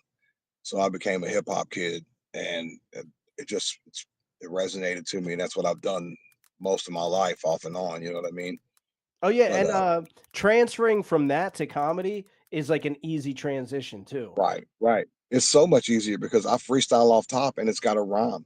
You know what I mean? But I haven't got into a lucid state on stage yet. I'm still really like, okay, I wrote this joke, and and that's what makes me a good freestyler is I got a terrible memory. I can never repeat something the same exact way, so it's much easier for me to create it in the moment. And as far as stand up, I haven't hit that pocket yet. So I'm still I haven't been out for a while, but I'm gonna have more time on my hands pretty soon. So I'm gonna try to get out and hit some more mics real soon, like in the So next month or two. you said you hit like 4 or 5 mics already? Yeah, And you yeah, must have just hit them like since you and I knew each other on Facebook. yeah, That must yeah. have been I believe recent. so. Yeah, it's like it was a couple months back. It's been a minute since I did the Okay. last one. I'll tell you a couple of my how I came out. I said people want to know about the beard because I got the purple beard, and they want to know how I got the beard. And I always tell them, well, my mom was a groupie, and she went on tour with Electric Mayhem. What I'm trying to tell you is I'm a mulatto. I'm half Muppet. What I'm trying to tell you people is animal is my dad. That was my opener, and it went over. And a couple people even knew who Electric Mayhem was off the bat, so I thought that was pretty cool. That's one of my jokes I wrote. My newest joke that I wrote is you think the trans situation's bad? I drive a Jeep. The other day I waved at a Bronco. It's a Oh, Jeep thing. You wouldn't understand. But if if a Jeep driver catches you waving at a Bronco, they will run you off the road. So you've got to be very careful. You've got to be very careful. Also, if you wave, you have to wave at another Jeep passing you. If if they have a better Jeep than you, if it's nicer, if it's got more lights on it and you don't wave, they will run you off the road. It's a Jeep thing. I don't understand. And mine's a money pit. My Jeep's a money pit. Like my Jeep, the pit that I've had from my Jeep, from paying from taking it to the shop and stuff, I couldn't drive out of it with this Jeep. You feel me? But that's why I'm working on a little Jeep set of jokes right there. okay. I don't know. No, I like that. The trans Jeep is a Bronco. I like that. Yeah, yeah. And you Yeah. gotta be careful. They always wave at you, and you're not sure at first. You go, is that yeah, it's a Jeep. It's a Jeep. It's the same setup. You gotta be careful. Yeah, You you want to just gotta wave wait back? for them to wave first. You know what I mean? Yeah, you gotta Imagine pause. You gotta make sure. I Sometimes can't you gotta look at it from behind just to make sure. You know what I mean? I can't stand people with Jeeps. I'm gonna be honest with you. I I've always fucking had a Jeep. I've I had can't 4 or stand 5 of them. Love them, but actually, they're you know what? money pits. It's not necessarily men. I don't mind men with Jeeps. I can't Oh, stand women okay. with Jeeps. You mean like hot pink with Betty Boop all over the license plate and big lip decal stickers on the back window, and you mean that kind? Is that Yeah, what you yeah, I'll mean? give you a better example. So like I don't have a great relationship with my mom, and my mom's always had Jeeps. That's probably where it stems from. And she had a fucking yellow Jeep with like Tweety Bird all over. Oh yeah, yeah. Yeah, and I'm just like, get the fuck out of here. And now when I see those little ducks sitting on the fucking dashboard at gas stations, I just want to go and just smack them all on the ground. The Probably get ducks, my man. ass beat, but The ducks. yeah. I don't understand what the duck correlation is. Maybe You they have go in Jeep Wrangler, streams. right? Because you said you Yeah, wave yeah, with yeah, Jeep Wrangler. yeah. You don't have ducks where you're from? I do. Yeah, yeah, yeah. I come out of Walmart and they're in my handle. There's stuff down in my door handle. You Yeah. know what I mean? Where somebody like Okay. appreciates my Jeep. Is that what that means? They appreciate your Jeep? I think so. I think that's what it means. And like I've been in restaurants and you'll see somebody pull up at a Jeep and sneak out and put it on my Jeep while I'm sitting there looking at them like, what the? Yeah, I drove What a else? Jeep for like You know what? 7. You know what? As a matter of fact, if white people don't have culture, explain ducks on Jeeps. Hell yeah, dude. See, True. I drove a Jeep for 7 years, and not a single time did anyone ever give me a duck. It wasn't a money pit. I put like nothing into it. I just bought it, drove it. I barely even remember to change the What was it? oil. An older Jeep? Yeah, it Was it was like a a CJ7? no, it was a 2003 Grand Cherokee Laredo. But I Oh, drove okay. that thing until like it just got so rusty the entire floor was about to just drop out of the bottom. I Dude, you're had the about to old piss him off. CJ7 with the vinyl top and the duct tape, the other duck, all around the where the zippers were broken. The windows would flap if you didn't tape them in place. That was the first duck on the Jeeps, was the duct tape. Yeah, for sure. Yeah. Um, Yeah, we're getting at 15 minutes here. Dude, I Okay. feel like everybody would want me to at least ask. Could you kick a freestyle for us? I could. And let me plug something real quick too. The Absolutely. 18th, uh I, I hate to say I don't know the exact name of the bar, but my homie, Robot Remains, DJ Retsu, throwing a little party. We're gonna be having a freestyle open mic session, and I'm gonna be doing some stuff. And I tell you what, if y'all want to, you two guys, give me give me a movie title and give me just a weird word. Oh. Boondock Saints pastry. What was it? Boondock Saints and pastry. Okay. Hey yo, I pulled the boombox in the paint, come through spraying the gun like boombox saints. And if y'all think that y'all hate me, wait till y'all see that I'm sweeter than pastries. And I just mean by the flavor, not the sexuality. I mean, I got a lot of homies, but they just pals with me. I'm girl crazy, I lazy. DDZ come up in here, they can't phase me. See, this is my cassette tapes he got on the wall. They go way back. Beastie Boys, LL Cool J on the track. Plus, I got Public Enemy, Twin Hype. I need some twins to be friends with me. I got the Cash Money and DJ Marvelous. Don't even start with us. I'm off the top, of course. The heart is just pumping a little bit. All excited. Round rider, time fighter. Clicking like a typewriter. Shooting like a top fighter. Hey, yo, we came to build. We came to make you laugh at the Comedy Writers Guild. DDZ came to kill. Like it's Tony. Y'all know me. Pull it out so cold like fresh bologna. By the slices. Come on, y'all, the nicest. Crash DDZ off top like the cheese on your pizza slices. Anyway, man, that's what we doing. The red, the beard, y'all know, don't ruin it, yo. They try to say me that they can't be purple, but you know I did that like my name was Urkel. That's off top. I don't know. Fuck Hell yeah. Fuck yeah, dude. I'm impressed. Now I can't freestyle, but I've been writing raps since I was about 15. Uh-oh. Yeah. I'm not about to do Yeah. something over here, but I'll send you something for sure. Okay. Yeah. And do me a favor, y'all. If y'all into hip hop, check out the YouTube on my page, Crash DDZ. Look at the playlist that says Crash DDZ Green Meat, and know that that's actually me and my girlfriend. And she's on the beats, I'm on the rhymes and some of the cuts and stuff. And we'd appreciate your listens and shares. Also, I've got a new little clip on there. I want you to see my new little comedy clip with the fly hot tub. Check out the fly hot tub clip. If you see it on Instagram or somewhere like that, it's just got about 5-6 views. I've never had anything go viral, and it's only like 4 seconds long. I figure if I got anything worthy of it, it could be that. So go check out my fly hot tub and share it. And thanks for putting me on the Comedy Guild podcast. Absolutely, man. Well, we didn't put you on. You won a spot, bro. So, So, still thanks for doing this and having, y'all are trying to build a community to help entrepreneurs and comedians and dumbass drug addicts and whoever else comes in here. And we appreciate it. yeah, man. And feel free to share anything. I don't even care if it's music wise, anything art related, share it on the Comedy Writers Guild. Try to build your community too, bro. Word. All right. Thanks for coming on, dude. Peace. Later, man. Peace. All right, Travis, you can help him out there. Yep. Thank you, sir. No problem. And that was Clarence Ray Ash, everybody. That's what's up. Yeah, I feel like I'd be doing everybody a disservice if I didn't at least ask him to freestyle for us. So that was tight.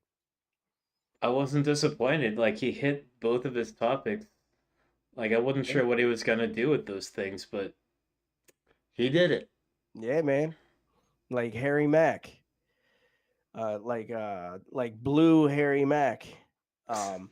Let's get into the third joke concept of the night. Pause. Dion Frederick. His name is Clarence Ray Ash. You can find him in the comments and go check him out on Facebook.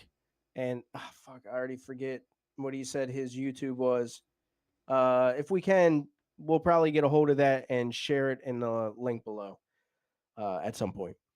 Third Joe concept of the night. What could bring peace on earth? Well, Kimberly Frederico had an idea, and it was putting my jugs on a jumbotron for the whole world to see would bring world peace. Prove it. Come on here and prove it. Yeah, if world peace is that close, just fucking let her rip. We got your jumbotron right here. The whole world can see it. I agree with her. And I'll die on those hills. All right. Let's see. All right, this one comes from Alex Krieg, and it's in reference to another CWG regular, Nikki Halstead. What Alex Krieg said was, Nikki referring to all the men as big fella. It's calming. Yeah, for real. It kind of I is. like that big fella. I always felt like she was being like facetious with it and like kind of condescending towards me or something because she knows I'm a little fella. Yeah. But nah, I'd probably tower over her. She looks short. Yeah. And everyone does get it. The big fella. Don't get it twisted. Anyway, next we have Dan Zilla Drums. And Dan said, Netanyahu said we just have to send him $150 billion more, and then we will have peace. Yeah, for real. It's not even a fucking joke. Yeah. How many billions, trillions are we at now at this point? A lot. And next we have Adam Withers. And Adam said, a good old-fashioned purge like they did in the 2020s. I don't hate it. I don't hate the idea. And next... Wait, what purge?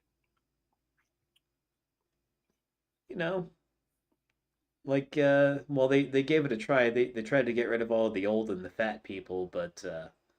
Oh. Oh, okay. I mainly just got paid for staying home. That was pretty tight.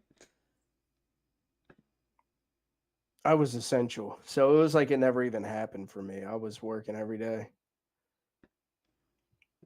So, yeah, that sucks. I wasn't. It was great. Anyway, Zach No Breaks Estrada said, fun times, guys. Might not be back. Oh, the peace on earth thing. The only thing guaranteed to do so would be a big old meteor. Shit, he's probably right. He's probably right. Again, facts. And Kyle Yankowski said, probably the Blue Jays. Yeah.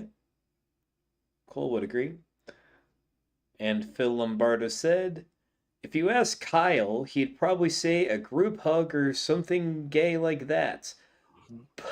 But the white answer is America being the best one. What, who said that?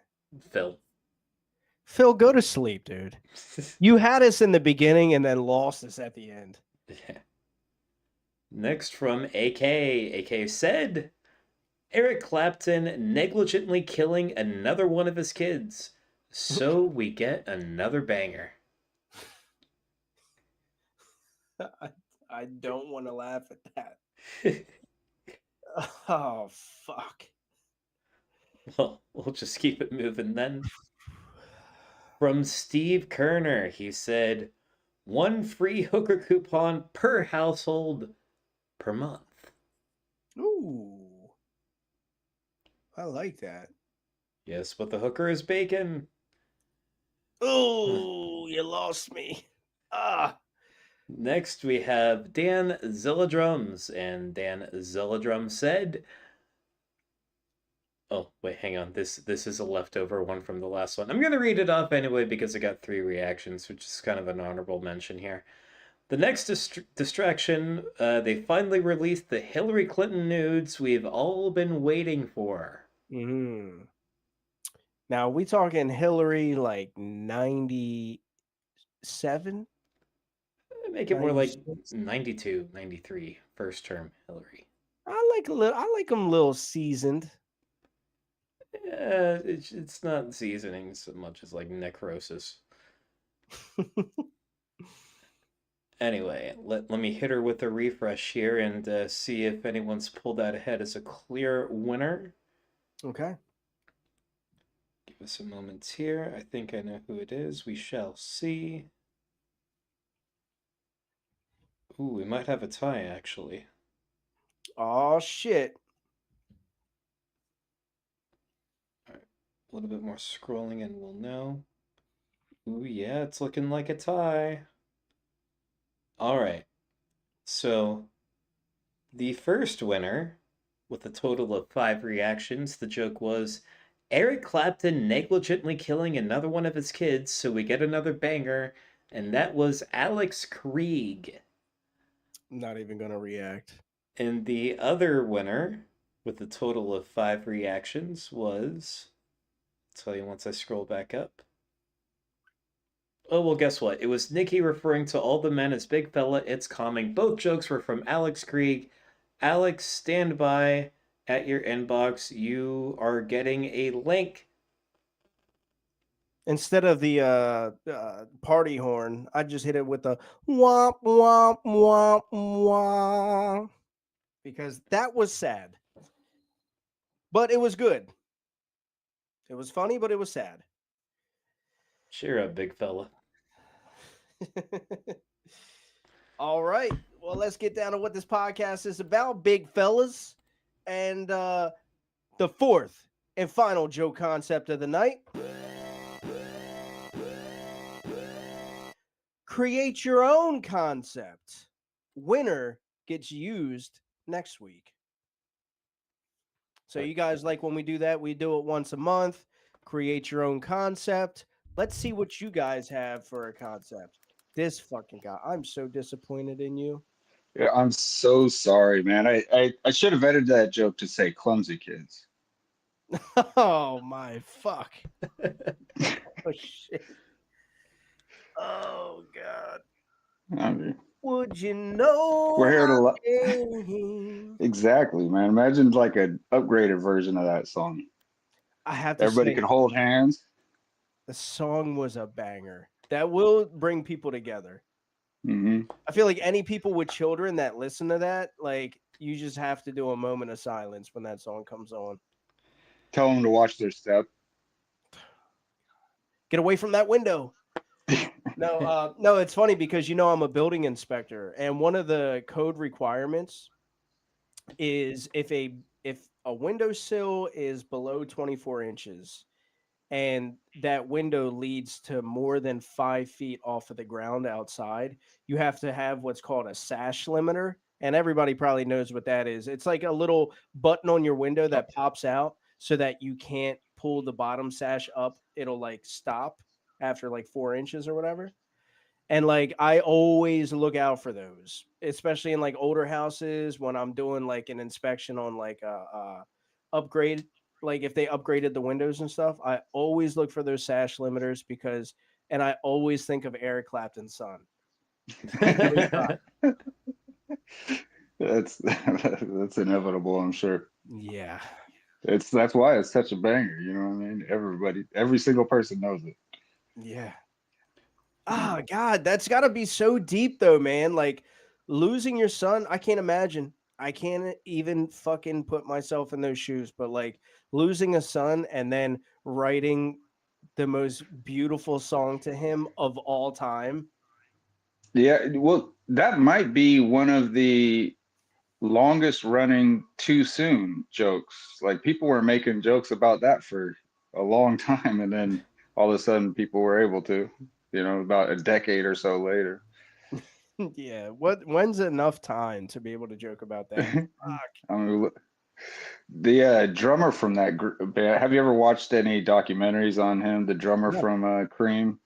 No. Oh man, he's pretty wild, dude. I forget his name, but it's tough to go. He like ended up moving to Africa, taking some retired hooker with him down there that he trusted, and just like ran guns in Africa. He's got Ginger is his name. Yeah, Ginger something is his name, but must have been just tough to work with. Ginger Without a- Snaps. That's his name. Ginger Oh, Snaps. he does have a good last name. I forget what it is, but Dang. somebody in the comments, Ginger who. I know Clarence is of my demographic or older, so Ginger who. Yeah, guys, what is it? Ginger, or we have Google. Oh yeah, that's true. I can't use my phone right now. Yeah, I know you can't. Now you're on the greatest podcast in the world. Well, I'm glad you made it on, man. Thanks for Thank you. making us fucking sad. That was Eric. I mean, by way of his kid, kind of. Or by way of them not having a building inspector like yourself there to make sure this tomfoolery wasn't going. Ah, shit. Alright, sorry guys, 1 second. Don't know how or why this happens, it just keeps on happening. And we're back. Oh shit. I didn't even know we were off. Yep, About 15 I just saw seconds. Travis flash around for a bit. Yeah. It's all good. Speaking of flashing, Travis, you've changed. Yeah. Yeah, well, I have people were always talking about I've always got a nice shirt on, I've always got a nice shirt on. I put on the nicest damn shirt. Damn right. I know. Mine wasn't ironed, so I couldn't wear it today. It didn't feel appropriate. My apologies. I was gonna make a post too. I was gonna be like, listen, guys, if you were gonna try to make it on this podcast, wear your fucking shirts. I didn't think I had to, but you know, our guy who's made it on the most. Actually, I don't know who made it on the most now, you or Dan. I think it's probably still Dan. Naturally, it should be Dan. No, He's you're hard on yourself. Shit, it might be Kyle. Nah. Yeah, Kyle's definitely like a runner for sure. He's up there. But I don't know. I think Dan's still probably ahead. Dan is naturally. I mean, I appreciate it, but he is like the way his mind works. Like it's fucking wild. Just like the stuff that he could come up with. You know, I'm not very good writer, like as far as writing jokes, but Dan is a good joke writer. Also, you know, I'm maybe okay at like coming up with stuff that somebody else wrote and saying something funny about it, but like that guy's brain, man. I just gotta outlive that dude, so I get his. That guy. The thing that I appreciate about you two is both of you think outside of the box. Sure. You know, not saying that anybody else doesn't. Like, I don't want the chat to take that the wrong way, but you two specifically will come out of left field with shit, and I feel like that's why you guys get on the most. Where most people are thinking more straightforward, which is fine, and it works all the time. There's proof of it. It's not just you and Dan getting on, you know, but you guys are like Eric Clapton, you know, and Dan. Anything related to 9/11. Dan's all over it. But yeah, you guys think outside the box for sure. Well, shit, Dan, if you're in the comments, you want to just go start our own podcast? Oh, whoa, hold on. I'm already starting one with them, so calm down. Yeah. But yeah, I just have to pass this fucking test. Once I get past this test and I'm certified and all that, then he clears some up in his personal life, we'll be bringing another podcast to you guys. But dude, Can you that would talk be about it dope more? too. You guys doing a podcast, that would be sick. I think it'd be fun, absolutely fun to have like a comedy, like I don't know, I've never done a comedy writing session with somebody, but to do that with Dan would be like, I think you'd benefit a lot from that. So. Oh yeah. Yeah, you think one of you might actually go up and deliver the material? No, I'd want somebody else to do it. Or so I wrote in the comments, like the way I like delivering material, I guess, is like when I was at Skankfest, I just like fucking with the comics. You know what I mean? Just like I don't know. I don't like that everybody. I don't mind being like trying to be funny here and there, but I don't like just like the crowd looking at me or something like that, or being the center of like the attention in the area. You know what I mean? Mm-hmm. Yeah. Same. It's yeah. Yeah. But I'll it's do it. I'll do it because I feel like my jokes are good enough. Like if I felt like I was like and I'm not boosting myself up, but if I was like mediocre or not even, then I wouldn't go up there. I wouldn't have the balls to go up there. But if I have like some solid ass jokes that I wrote and I'm proud of them, I'll push through that uncomfortability to go up there and say them. well, you're braver than I am in that regard. Yeah, I mean, yeah. I mean, But I just what I'm saying is, I get the fear. I get it. I totally yeah. I don't mind like talking like I talked to a bunch of I've been to Skankfest a couple times and I've talked to the different comics and everything and I genuinely made Kurt Metzger pissed off at me and then crack up at what I said within 1 second. You could do that. Because he was I was standing in line with my cousins and they were like, oh, there's Kurt Metzger, and I had to go to the bathroom, so I was like, all right, watch, I'm gonna go fuck with him. And they were like, no, no, you're not. And I just walked up to him and I walked by him and mumbled like puny ass fucking eyebrows or something like that. And he turns around and he goes, what the fuck did you say? And he looks at my feet and his eyes go up and you see his eyes hit like look at my eyebrows, and then he cracks up and walks off. Dude, you do have the meanest fucking eyebrows in the comedy industry, I'll tell you that. Yeah, they're just big, man. They provide, it's good for like shade in the sun. If I don't moisturize them, then it's like it's snowing all year round with the dandruff. It's got some benefits to Dude, it. you could shave shave. You could shade a family of Mexicans with those things, dude. Oh man, I'd love to. It's like palm trees just hanging off your forehead. You don't even know, man. They're even like my prime, like when I felt like the best physically. I had a unibrow, got teased for it, obviously, and shaved with a razor in between my eyebrows for the longest time. And I think it's because like I think people didn't want to possibly make me upset. I don't know, but nobody told me about plucking my eyebrows, and took forever to learn that if I just pluck them, I don't have to have a 5 o'clock shadow in the middle of my eyebrows. I never thought about that. Holy shit. Yeah, you pluck it, eventually they just don't grow anymore, and it's like I took so many Permanent? years. Yeah, they don't not grow anymore. They just take longer, right?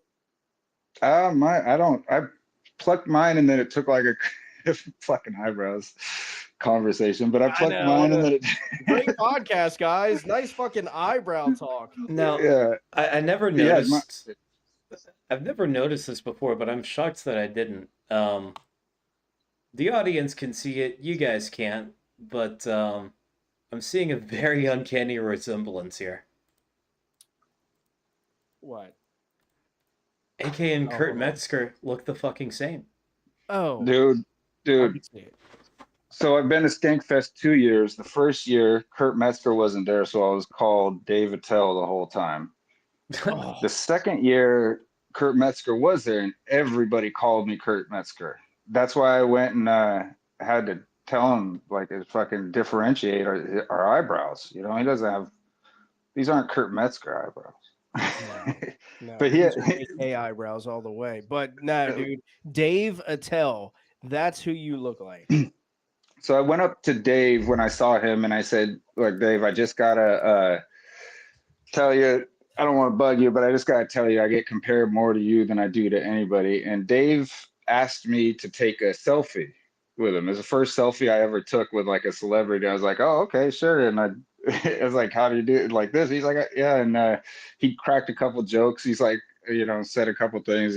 At first he said that I'm better looking than him. And so I told him I'll just play him in his biopic. And but then we joked about it and he's like, it's a cross we both have to bear. I get it. Yeah. And but then Dave, I sent the picture that we took to one of my very first, like just a friend that I used to watch, I think it was Insomniac with. And it's like, check this shit out. And he wrote back, whoa, it looks like your brother. And so I went over to Dave and I was just like, just show you that I wasn't just making some shit up. And Dave read my friend's text on my phone, so that's my friend's little claim to fame is Dave Attell's read one of his texts. Oh shit! Yeah, I remember when I was doing the whole Memphis Strangler thing. There was like this one person in particular. I can't even remember who they were. I don't think we're friends anymore. I think they stopped following me. When like they knew I wasn't William, but when I came out as myself, they were pissed off that I didn't look like William. Oh, I'm like, how the fuck does that work? In what universe is that a thing? You know, like you're not mad that I'm doing a parody of this guy, but you're fucking pissed that I don't look like him. Like I that's mean, weird. the guy's a sucker for commitment, I guess. Yeah, maybe. Maybe. But yeah, that's actually when I first, I think I first talked to you just as regular Harmon comedy. But I think when I first talked to you, I was seeing some stuff like with William, and one of the first posts I saw from you was like, "Don't fuck this up for me, guys." And I think that was like right at the end of you doing that. Probably. Perhaps. No, I used to Yeah. say don't fuck this up all the time. Right, but it was Like, the another thing where you commitment- said, I think the commitment to the bit is what everybody liked because I didn't just make posts of jokes like William. I would also communicate with everybody like William would. So it was, that's what it was. Like the comments, I didn't drop character at all ever. And you know, I guess people were just expecting me to look like him too. I don't fucking know. See, I back in the early days, I thought that you claiming not to be William was a part of his bit. I'm like, sure, because that's something that he would say. A, because it's funny, and B, to like, maybe I'll actually believe that he's not William and stop messaging him. Yo, there's this one clip where I think he like comes out on stage or like he's done his set. And Tony's like, it's William Montgomery, everybody. And William says, yeah, it's fucking me. Right. So I took that audio and then I went to his cameos and I took like a little 3-second snippet of where he's saying the word fucking. Right. And I lined it up perfectly to where it looked like his mouth. Like if you weren't paying attention to his mouth and just looking at him talking, it looked like he was saying, yeah, it's fucking me. So when people were messaging me and they're like, oh, this isn't really William Montgomery, I would send them this selfie video of him saying, yeah, it's fucking me. "Oh Even shit." though it wasn't. But I would always immediately follow up with like, no, my name's Harmon. I just do that as like a extension of the bit. Yeah. Well, those. I'm sorry I missed most of it, but It was a good time. I'm Right, sorry and you stuff. did too. Like, Yeah. well, all right, man. We're gonna keep it rolling here. Fair enough. Bring on this last. So the next one, I don't know if you called it or not. It's make up your own concept. Oh, I think I've thought of a couple. Maybe I've sent them your way, but I forgot them. But I might have written them in my phone. All right. Yeah, so I don't have one off the top of my head. Sorry. Well, if you want to throw it in the chat, even though Travis just ended it, we will still use it if you want. Because if it wins, of course you can't come on again, but we'll use it next week. All right. Well, hope to see what wins. A lot of funny people out there. Yes, sir. All right, brother. Thanks for coming on, man. Yeah, good seeing you guys. All right, dude. Later. Peace. Later. That was AK, aka Alex Krieg. Yes, it was. Or was it Dave Attell? We'll never know. We'll never know. They just look too similar. Oh, look at that. He just came back. What's up, AK? How you doing, bud? Oh. Let me lose this. All right, guys. Fourth and final joke concept. Create your own concept. Let's fucking go. What we got, Travis? All right, let's see. So first one comes from Atiba Morales. And Atiba says, if Epstein Island was a theme park, what kind of rides would they have? That's a good one. I like that a lot. That's a good one. Next we have Kyle Yankowski. And Kyle says, If you have an OnlyFans, what would you showcase? There's potential there. Buttholes, feet. There's only so many. Okay. Yeah. We'll showcase that right now on CWG. Don't tempt me. Dan Zilladrum says, tell a clean joke that is funny. Ooh. Damn. Challenge. Phil Lombardo said, where were you where the world woke up, AK... Shit, hang on. This is all over the place. Where were you where the world woke up, aka 9/11? Wrong answers only. Okay. I mean, I hate to be harsh. I'm not being harsh. I care about him. Phil, are you having one of your seizures right now, dude? We need to know. Read that one just the way it was written. All right, next comes from Jacob Offender D. Legal. Something tells me this guy is going to be on later tonight. What's your spirit animal and why? Wrong answers only. What is he, a white girl? What the fuck? What's your favorite color? I mean, he was about to be on America's Next Top Model. Let's talk about that. Let's not. From Brian Lewis, the one thing everyone secretly does, but pretends they don't. Ooh. Potential. Phil Lombardo said, how to become a successful entrepreneur in 2088. Ooh, okay. That's fun. Phil. That's interesting. You won us back with that, Phil. Okay, he's not having a seizure. That's good to know. Well, that was one of his earlier ones. I'm going in kind of reverse order here. Oh, fuck. From Blazing Nana. Nana says... Oh, never mind. She was just saying goodbye to everybody. From Danzilla Drums. He said, come up with one good reason not to just end it all. That's definitely a Dan concept for sure, and I love that. Oh, I'm tackling that concept every damn day. I feel like Theo Von over here. All right, and that was it. Let me hit us with a refresh to see if anyone pulled out ahead or tied it up or anything else. Yeah, there was like 4 of them that were really good to me. Yeah. Let's see. It was pretty close, but I do think we have a clear winner here. Okay. Yeah, we do. All right, so the winner with a total of 5 reactions.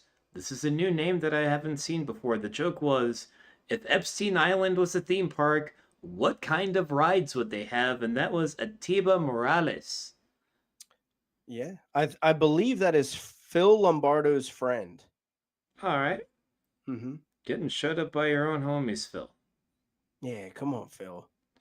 All right, Atiba, you have a link in your inbox. Go ahead and give her a click. If for whatever reason, when you click it, it doesn't work, be sure to copy and paste it into an external browser like Safari or Chrome. And if that doesn't work, there is a Jitsi app. If you're confused about how to spell it, look right up there in the top left corner of the screen. And you can download the app too, and that's the most surefire way of getting on. But yeah, I would say let's introduce the next concept, but there isn't one. No, sir. The next concept is going to be Atiba's, and that's going to be next week. Yep. All right. All right, Adam, you're probably gone, but I'll see you next week, dude. Adam is our friend from Down Under. Oh, yeah? Yeah. All right, well, top of the morning to you, lad, or whatever the fuck they say over there. Yeah, bloke or something. Yeah, fucking tallywhacker. Yeah, dingo. Fucking dirty dinger. Oh, shit, he brought it back. Oh, we ain't never letting that one go. No. All right, Atiba, you won. You have not even seen the link yet. If you don't see the link in your inbox, check your message requests. Yes. It can show up there sometimes. All right, so in the event that Atiba just totally ghosts us, I'm going to see whomst else may have it.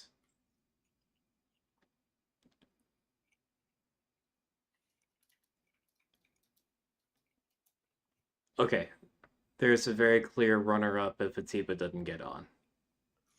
I think he's going to get on. Me too. I'm optimistic, but just in case.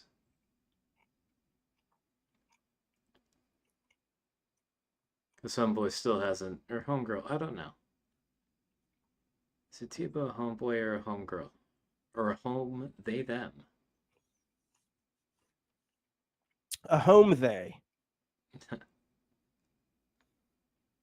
Atiba is very clearly a dude. Okay, yeah, I'm looking at the pictures. Dude, McCubbin's bonkers Lorelai, where you been? She just came in the chat, said sucking on chili dogs, and left. I mean, hell yeah, love to hear it, but stick around. Yeah, for real. Sorry for the wait, guys. Dan said, when I wrote the word double, it auto suggested the word cheeseburger right after. Hell yeah.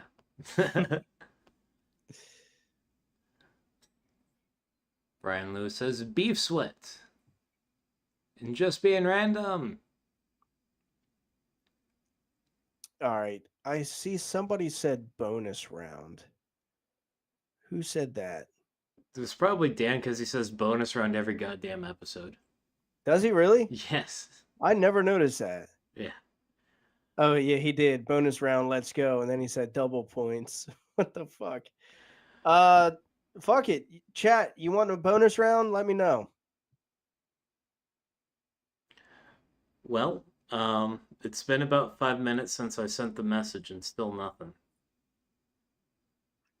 Hey, Phil, let your boy know to check the check his message requests.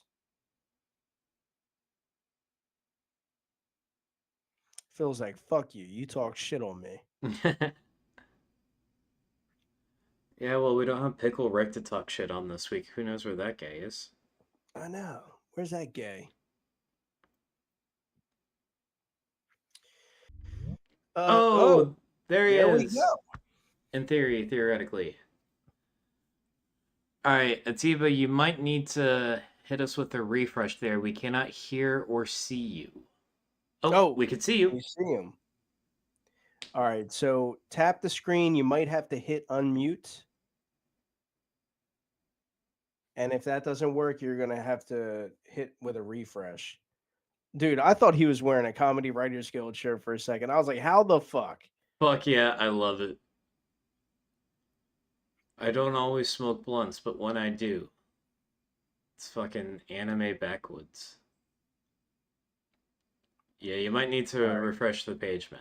Yeah, you might have to refresh or log out and log back in, dude. Not if you can even hear us. Travis, you want to boot him and then have him log back in? Yep, will do. Thank you. Let's see. I'm looking at my messages to him and he still hasn't even seen it. How the fuck? You got me.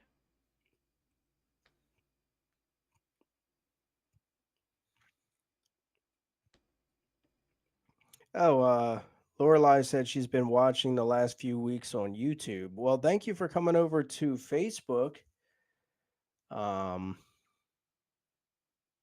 Maybe we'll do.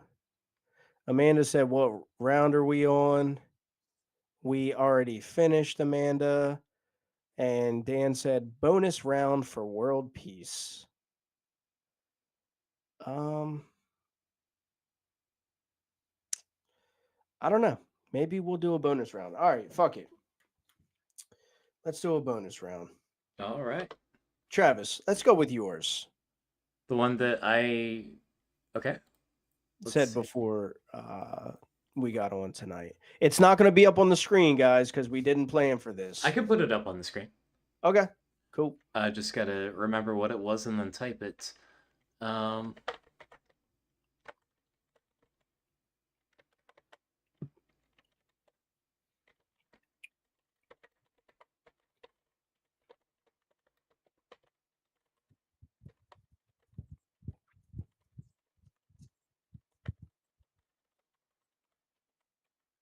It's kind of a long one. Let me shrink it down so it fits the page. And he's back. He's back. Let's see if we get video and audio. All right. Well, he's working on that. Let's go ahead and do you want me to introduce the concept? Yes, sir. All right. For the bonus round concept, it is what is the first joke that you will write when Benjamin Netanyahu kills Greta Thunberg? Boom. Start of jokes. That's right, AK. Dan did it. He got us to do a bonus round. Now, just to let you guys know, whoever wins bonus round, we're only going to do like 10 minutes. Yeah. All right. It's not working. Atiba, if you can hear us, you might have to download the app. It gives you the option to download it. You might have to do that.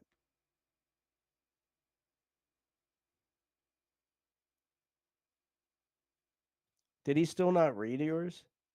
Yeah. Oh, wait. Hold on. See him now. All right.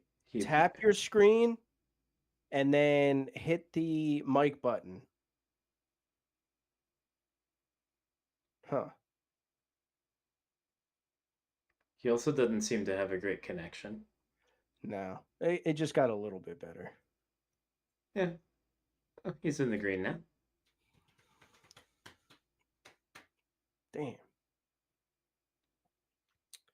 Damn, I really want to talk to this guy too. Yeah. Yeah, we can't hear you, dude.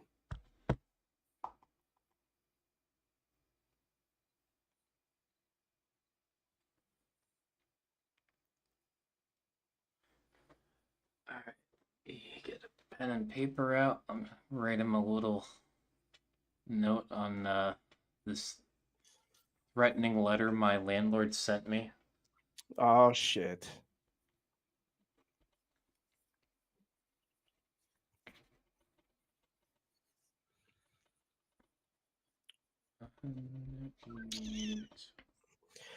All right, I'll start talking about jokes that I thought of. What's the deal with... No, that one won't work. You got to back it up a little bit. We can't hear you. Unmute. Download the app.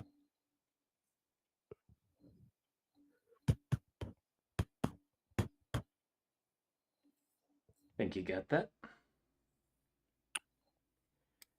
Maybe. You might have to boot him again. Oh, or no, I don't. Sweet. I think he's getting it, guys. I think we're getting there. He's only going to get 10 minutes. Brian Lewis had the answer that I said, too. How dare you? That was actually the first joke that I ever said on stage. I went up there and I said, anybody know if Greta Thunberg has an OnlyFans account yet? She just turned 18, and I don't know if it's global warming that's making me hot or if it's just her. Yeah, I mean, there's like a maximum distance that the eyes can be from each other before I'm terribly interested. Really? Yeah, there's no max distance for me. I mean, she almost like, needs to wear blinders like a horse. In the throes of passion, I don't even recognize eyes. I make no eye contact. The only eye I wish to see is a brown one. Oh yeah, just creating new little fetal alcohol babies. Yeah, she's cute. And then I just saw a fucking picture of her. I don't know if you saw it, where she has like the berries and cream guy haircut. Yeah, I saw that. Like I also saw her face like photoshopped onto Lord Farquaad's body. It's pretty good. I love the internet. Yeah. I don't know how people hate on her, dude. She's just some fucking autistic young girl that just wants people to like treat the earth right. And somehow the internet's like, fuck you. Honestly though, like I hadn't really been keeping up with anything that she's been up to ever since that speech that everyone roasted her for. Let's see if he's back. Do we have him? Probably Like, not. dude, I would rather make fun of a comic that considers himself like a vegan comic than I would some girl that's just trying to save the planet. All right. Can you hear us? We sure can't hear you. Yeah, And he's you're still also mute. not moving. He's still muted. Fuck.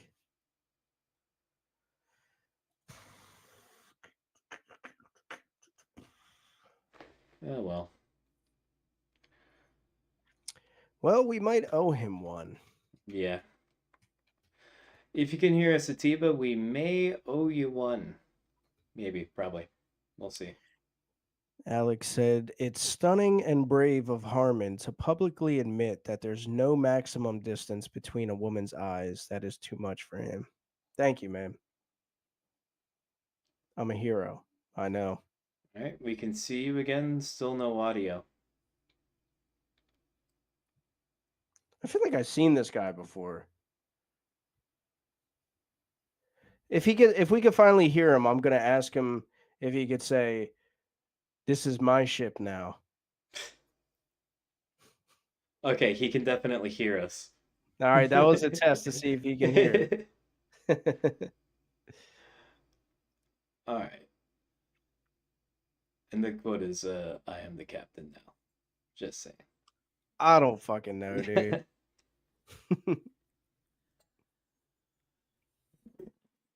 Well. But you're right. My bad. I fucked it up. Damn, man. Have to heat up some ramen and roll a blunt in honor of this guy's shirt. Yeah, right? Hell yeah. Hell yeah. I didn't notice they had drip like that too. Damn. Do you have a microphone plugged in by chance? Or can you have a microphone plugged in? Or unplug a mic maybe? Fucking. I'm just spitballing here. Let me think. Did you download the app? Shake your head, yes or no. I would do that, dude. It gives you the option. If you sign out, it'll say, would you like to download? Or if you hold on to the link and it'll say like open in browser, I would do one of those. It's free, by the way. You don't have to pay for it.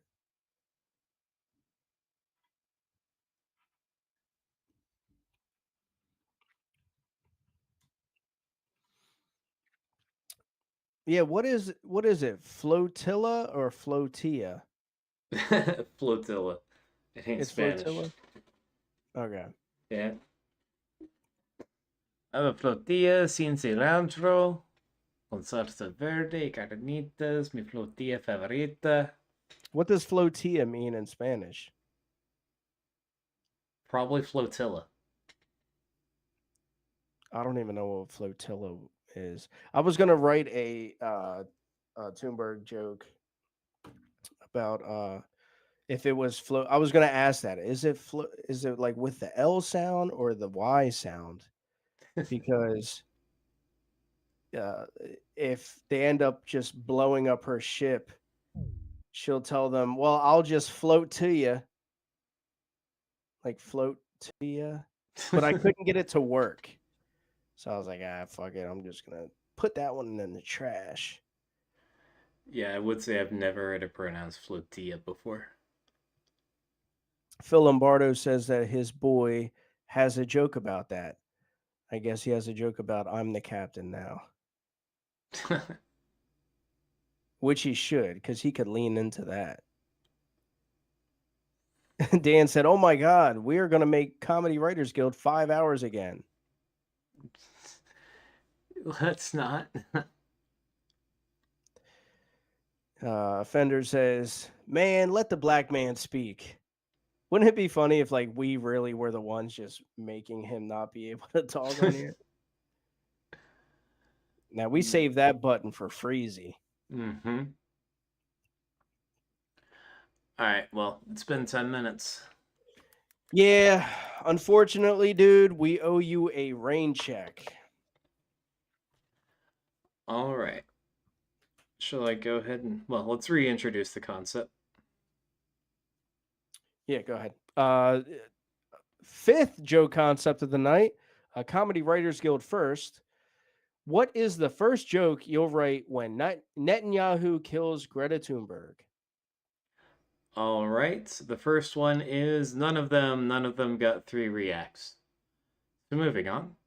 See? So, Dan, that's why we don't do fucking 5, dude. All right. I'll just read any of them that got any reactions. First, Jacob Offender D. Legal with How Dare You? And Danzilla Jones with That Fucking He-Man Haircut, though.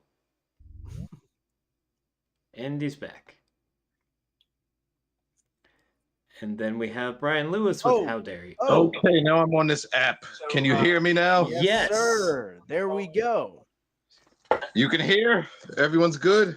We're great. Yes, we are good. All right. Finally here. I downloaded the app and everything's good now. Hey, you must be a funny guy because it's your first time ever in the comments and you made it on the show. So welcome. Thank you. Thank you. Phil speaks. Phil trying to put me on you guys' show. Say it again? I said Phil speaks very highly of you. Yes, and I speak very lowly of him. As you should. Damn right. Did he show you his recent confrontation, by the way? Yeah, I saw it, but I didn't watch it. How does that work? You saw it, but you didn't watch it? Yeah, like I scrolled past it because it was Phil, and I was like, fuck that. I'm not watching that. Okay. We'll hear more as soon as Atiba gets his connection back.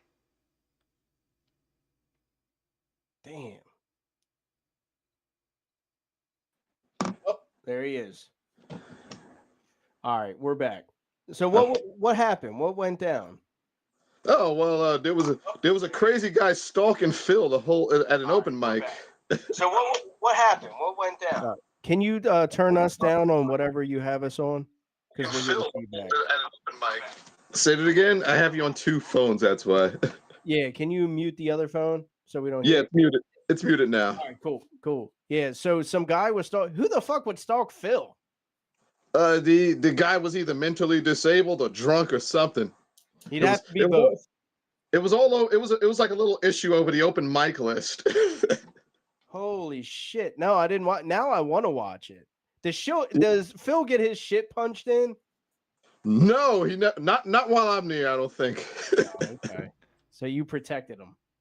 Safety in numbers. You were like, look at me. This is my. Usually 2 on 1. You were like, this is my mic now. That's one of my punchlines too. Yeah, he said that in the comments, man. Because I always tell a story about how like I'm a funny looking guy, and I was like, if you look closely, you start to see one of the guys from that kidnapped Captain Phillips. Mm-hmm. Oh, I saw it. Yep, you're right. So how long you been doing comedy? Shit. I actually started like in 2014, and I quit for a long time. Okay. And Phil kind of dragged me back into it. So you live in New York? Yeah, in Queens. Okay. Cool. So how long has he dragged you back into it? I would say what had to been. I'm guessing maybe 2019. I think. Okay. I can't really remember the year. What I does can't remember if it your was before or creative after the writing? pandemic. Oh, I'm sorry. Go ahead. Yeah, I can't remember if it was before or after the pandemic because time is like weird now. Yeah, you're right. How would you explain your creative writing process? Fuck it, as random as fuck, honestly. Fair Like enough. whatever comes to mind, like any type of thought that I have, if I see something, I just have to write it down really quick. Otherwise, I'm gonna forget it. You put it in your phone? Yeah. Yeah. Who would you say inspires you in comedy? Oh shit, there's so many. Like I would say, number one is George Carlin. Ooh. And that was just like I don't know how I just randomly got into him one day. I read his book Brain Droppings in my early 20s. And it was in my house for years and I never picked it up until like my early 20s. And then I just started watching specials after that. Oh fuck And yeah. I saw one special and it's like there was something about his intro and his exit. He runs off the street into the theater like just real simple. The stage is at street level and he runs out and I was like I want to do that. And that's kind of what inspired me to kind of get into it. Okay. What would you say is your favorite joke? Like maybe the one that gets the biggest pop or specifically your personal favorite? I have an opener and closer that I always use that usually kind of usually connects. Like I usually make fun of my name because I have an African first name and a Spanish last name, like Atiba Morales. Yeah. So usually the punchline is like you'll never meet a guy with that combination of names. Like you're never going to run into a guy named Kunta Lopez, and that usually kind of like gets a good reaction at the starter. That's good. I like that. Yeah. That's And my good. my yeah, and my closer is always when they at open mics they flash that light in front of you with the phone. So I always say like outside like comedy's not the only place I get lights waved in front of my. Oh man. Dude, he cut off, but I knew exactly where he was going with it. This and that about the weeboo people. Mm-hmm. See how he wraps that one up. Or if. Fuck. Yeah. Yeah, I think he must be broadcasting inside of a Faraday cage or something. Yeah. Damn it. Man, he was a good personality too. Yeah. Oh man. Yeah. All right. Well, let's boot him and we gave the audience what they want, but since he came back on, they're not getting a fucking chance to win. They didn't do their part. They Nope. didn't like the concepts or the jokes. Yeah, there was only like one reaction per joke that got any reactions. And it's probably all Amanda because she's great. Thank you, Amanda. Yes. Very cool. We love Amanda. Oh, and there he is. He's back. What just happened? You started talking about getting lights flashed in your face, and Yes. went out. And then like that was my closer is when I get a light waved in my face, and I usually say, having lights waved in my face isn't the only time. It's not just in comedy; it's also in life. Like I was in bed with a woman, she waved her phone in front of me to let me know I had a minute left to finish up, and what I'm going to do now is finish early. That is not where I thought you were going with it, but okay. Where did you think I was going to go? To jail. Yeah, to jail. Oh. That's what I thought, but Travis put it perfectly. Good one, Travis. Yeah, that's what I thought. Yeah, fucking red and blue flashing lights in your face. Yes, I think that's what people are usually probably expecting too. Honestly. Yeah, it's a good misdirect for sure. Yeah, and the funny thing is, I never planned it as a misdirect has to be misdirecting away from racism. That's fucked up. And normally I go towards the racism. Yeah, me too. Yeah, unfortunately, we ate up a lot of time trying to get you on here. Yeah, I But I'm know. glad we did, bro. And I would love for you to come back, and I'd love to get to know more about you and everything. So please come back and try next week, man. As you I see, you will. have the ability to come on. So thank you for being a part of it. Okay. Thanks, y'all. All right. Thank you, man. Take All care. right. Peace out. Peace. Later. Okay. I felt bad, you know. I wanted to learn more, but we are limited time. Yeah, next time, if and when he wins again, we'll have him stand right beside a cell phone tower. It'll be worth every bit of the cancer. Yeah. Yeah, because we know Offender's about to come on here and eat up 45 fucking minutes. So here we go. Offender, you have the link. I probably should have pre-warned him like I normally do that it's his time, but I didn't. He's I been think watching tonight. Yeah, I think he's going to be proud of me. Last week, he was pretty much telling me to stop calling everybody retards in the chat. And I was like, dude, the only way I'm going to stop calling people retards if they stop posting retarded ass shit in the chat. And if they don't start fucking liking the comments. Now that is the thing we're talking about. Yeah. Let's see. Oh, yep, there he is. And I think that Fender's there. He is. Can you hear me? Yes. Yes. But you don't have your fucking headphones in.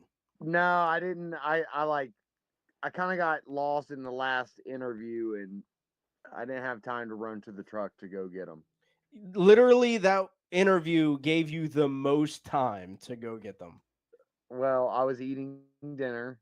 I was eating some short ribs of a pig named Spaghetti. Don't rub it in. That sounds great. We ate them. No vegans here at this farm. No, fuck no. What do you think about that? A vegan comic? I don't want to say, dude.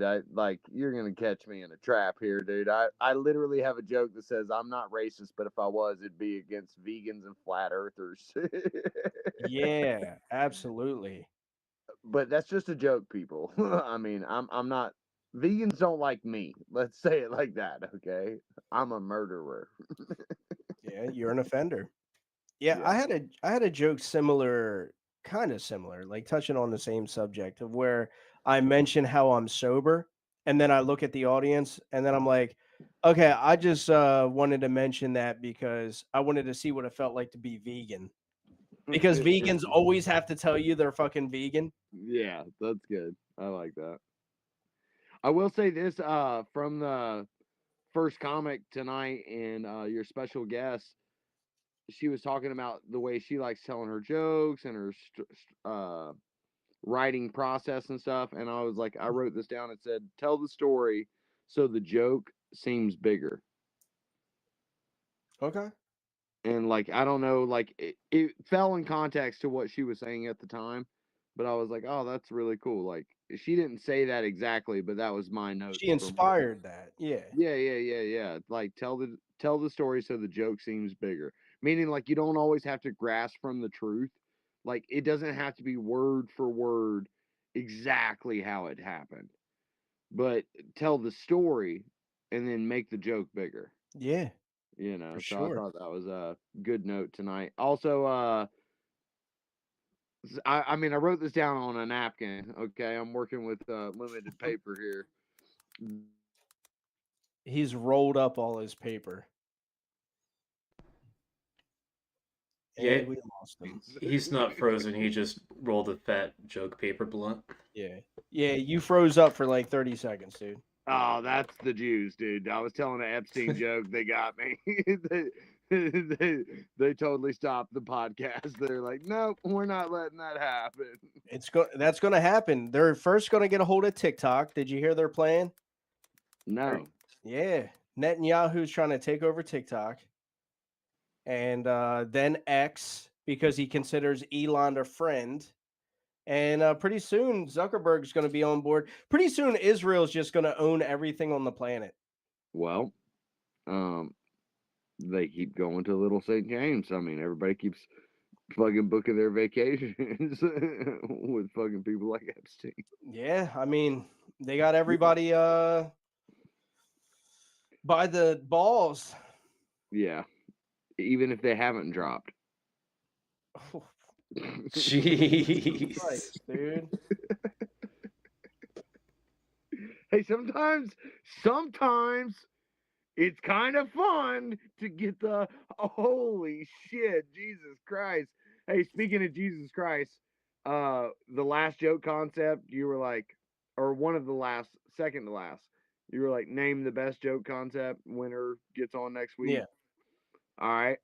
My little nephew, 12 years old, probably about to break up with his first girlfriend, right? Mm-hmm. And he's like, what do I do? And I was like, oh, I don't know, kid. Like, don't ask me, I haven't dated a woman in forever. And so she texts him. She's like, I'm so lonely. So lonely. And he goes, what should I text her? I was like, have you heard about Jesus Christ, my Lord and Savior? That's the advice I gave him.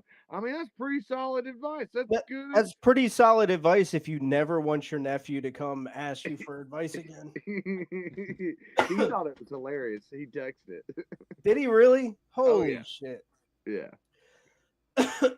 Yeah, next tell him to ask her, I'm just here to tell you about your car's extended warranty. Yeah, exactly. Have you called Jake from State Farm? Gentlemen, how we doing? I mean, it's been last week. I didn't hear your voices at all. No, we couldn't hear you. Oh, I didn't hear you guys either. Oh, yeah. That was fucked up. I'm all right. Shut up, Travis. He was acting like he was muted. Yeah. The oldest trick in the book. Exciting news. I did just get booked for a show here in Oregon. So pretty dope there. Have you ever done anything in Oregon? No, I just talked about it. You just talked about doing it? Yeah, well, a year ago. I mean, I was like, I'm leaving. I'm going to go do comedy. Fuck yeah. Yeah. Fuck yeah. So, what's the scene like out there in Oregon? Ooh, little PC. You know what I mean? Really? Yeah, pro convict. All right, that was good. I like that. No, thanks. That's probably my opener. Yeah, it could be. Hey, I did it in Denver. It worked out pretty good in Denver. Yeah, they were PC too, you were saying. Yeah. They for sure had a lot of convicts there. All right, only the convict is laughing. I mean, it would be. You're frozen. You are frozen. But can you still hear us? Probably not. Damn. What the fuck? Because I think it would be. No, I don't even want to say that. Okay, there he is. Because there I think we are. Excellent. Because I think it would be really great if you just went to a comedy club that was like at absolute maximum blue hair and just scorched earth. Just scorched fucking earth and just see what I don't know if happens. you've noticed, but there's been a change in offender like within the last 6 months to where he's been stepping on the edgier side. You didn't start off that way. What happened to the man that would show up in a Thor costume? I still do that. I still do it. I'm a man of many hats, many talents. Catch me on any day, dude. You don't know what to expect. I'm throwing everything at the wall. That's my motto, is throw everything at the wall, see what fucking sticks. You think you could do clean comedy? Oh, for sure. Uh-huh. Fuck. Yeah, the gods of internet don't think so.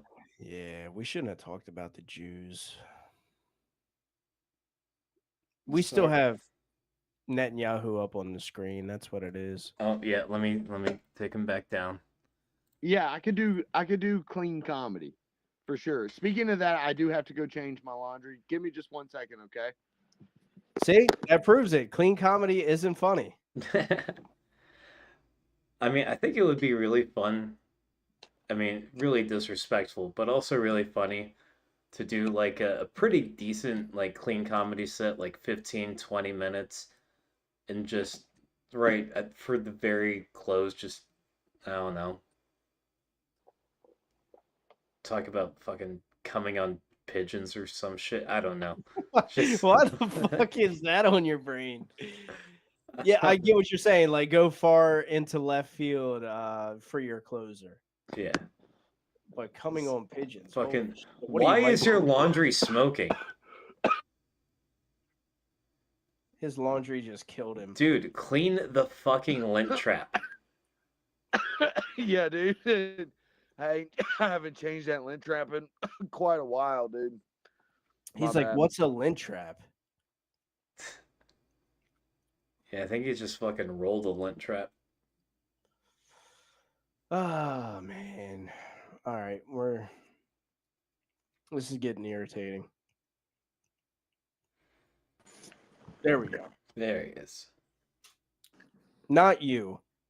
I'm saying Jitsi. Look, dude, it's okay. I'm used to being held back, okay? There's a little lag time in my brain, too. Did you graduate high school? Fuck yeah, I did. All right. I thought you were saying used to being held back because you were like held back in school or something. No, like in prison where they're like, "Hey, come here, boy." Actually, I was held back in 8th grade, and then I technically didn't graduate high school. I had to graduate high school after high school. I got kicked out. So technically, I failed the 6th grade. I moved and lived with my dad, who beat the shit out of me. I come back the year later. I had a huge growth spurt, and I had straight A's, right?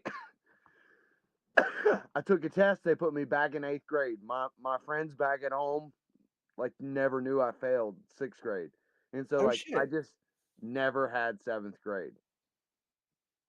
Oh shit! Oh yeah. I've never heard of that before. Hey, exactly, dude. My dick was huge. They were like, the counselor was like, "Yeah, of course he's got to be almost in high school, dude. This is ridiculous." Yo, that's funny because at first I thought you didn't graduate because you said technically I failed 6th grade, and I was like, this guy doesn't even know what the fucking word technically means. But he brought it back, and he did. Technically, he did. Yeah, you would think that there's only so many times you can get held back, but legit, I did go to high school, and there was a girl in my senior class who was like 21, 22 years old just because she got held back so much. Was she Hispanic? No, there's no Hispanics in West Virginia. She was black. Yo, I was expecting you to say white. And she was like, I don't know why that was so funny to me. That's fucking great. I'm just stating real things that happened.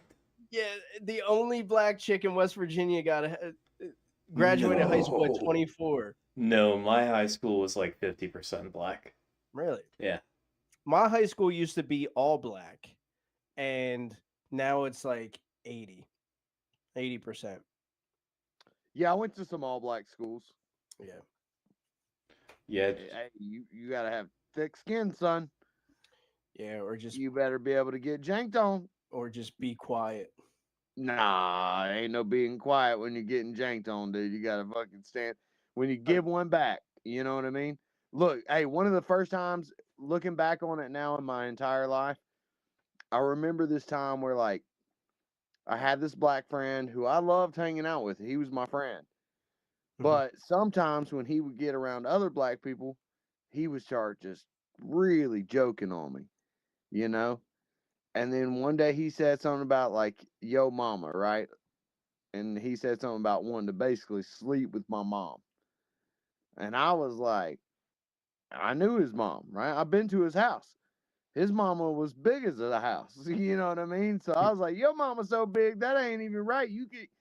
We can't even say that about your mama, you know? And this dude so offended, but all the black guys around him we're like dying laughing, like, oh damn, Derek, he got you. He caught you in that shit, dude. You was talking They about, must know his mom too. oh hell yeah, everybody knew his mom, dude. You could see her from a mile away, dude. I mean, she was big. Everybody standing next to her at the same time. Yeah, but no, but like looking back on it, like I remember that moment, like, oh, okay, that's what it feels like to get a win. Like, even though it's just kids being kids, and like, Mhm. yeah, I was a teenager, I was like 15, 16. I'm getting fucking ripped. Everybody's just janking on me, talking about they want to bang my mama. And this one kid popped off, and I'm like, that's fucked up because we can't even say that about your mama. Yeah. It just That's why worked. I'm glad I always had a sense of humor.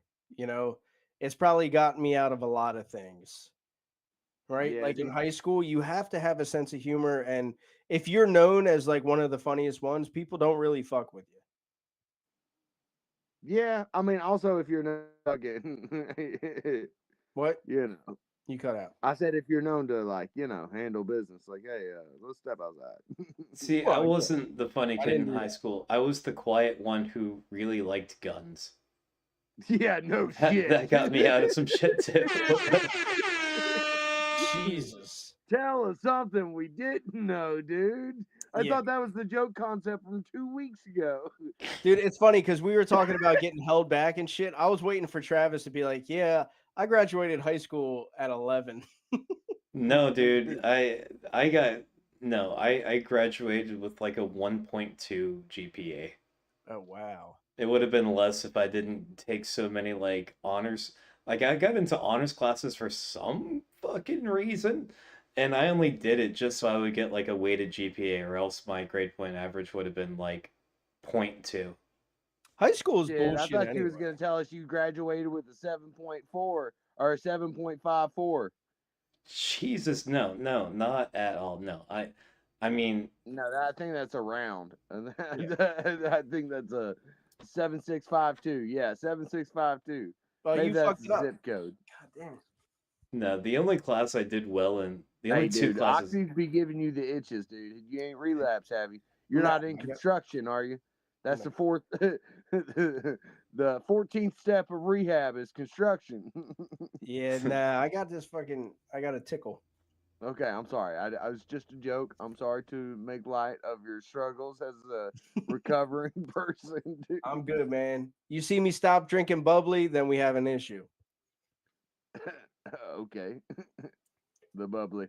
All right, let's start off with these joke concepts. Where we start off with the first joke concept of the night?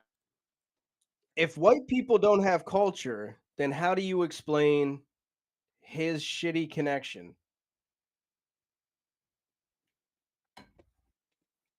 Got me.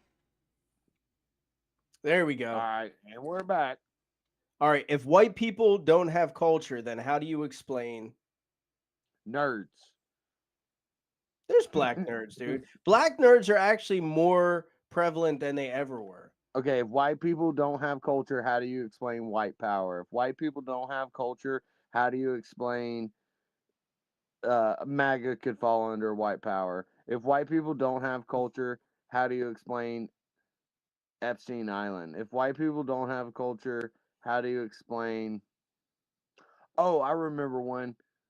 White people's culture consists of powdered wigs, rewriting history, and childhood stars that go crazy.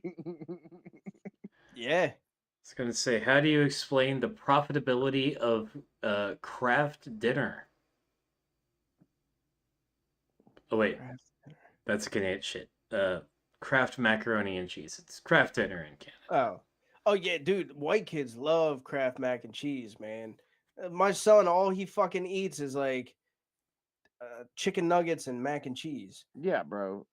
I'm not feeding my. If I don't have kids, but if I did, hell no. Yeah, dude. It's different. I always said the same thing. Nah, dude. When you I'm have a telling you, kid, I don't even eat that shit, so I'm not buying it. bro, I'm telling you, it's different. I'm telling you. Look, it's the reason why God didn't give me kids, because He's like, nah, this guy's gonna lose his shit. He's not okay with dude, it. you can't, white kids fucking I'm not into suck, the dude. GTA, the White cell phone kids do having. not eat at all. I did. You did? Yeah, I was a fat fuck. Yeah. Even when you were like a kid, like real young? The situation when I was a kid real young is eat it or you don't eat. I've tried that method. They don't Okay. fucking eat. What's the second joke concept? What is the next distraction to the Epstein files? The next distraction from the Epstein files. Alex's Jones mustache. Yeah. Well, I mean, that's already a distraction, I think. Yeah. But yeah. All right. What's the next distraction from the Epstein files?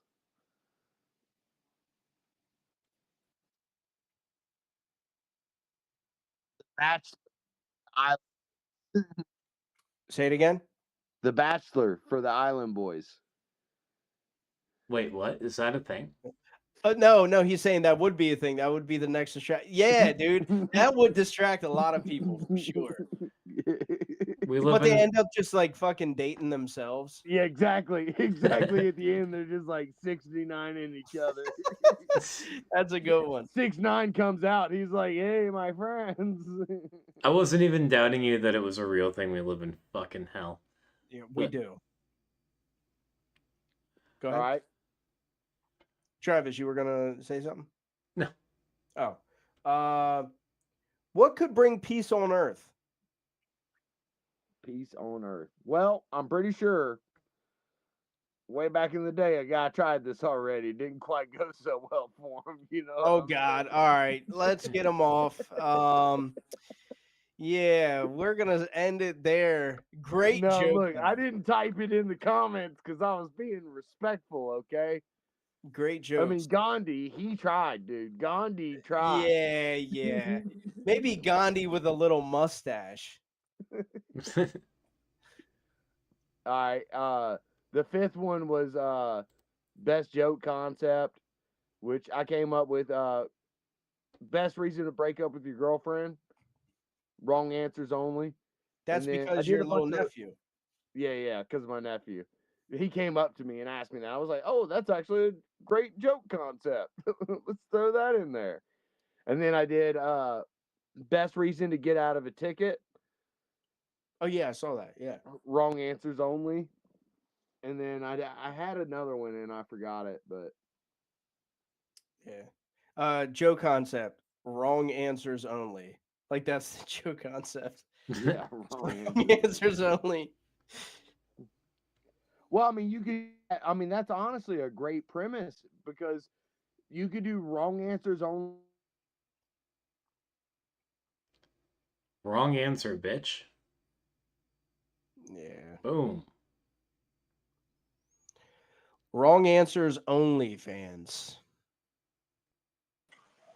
And is back. Yeah, so like I was saying, you could do wrong answers only for like reasons why you're late, reasons why you're breaking up, reasons why you're getting pulled over, reasons why there's a kilo of. I'm actually gonna write that down.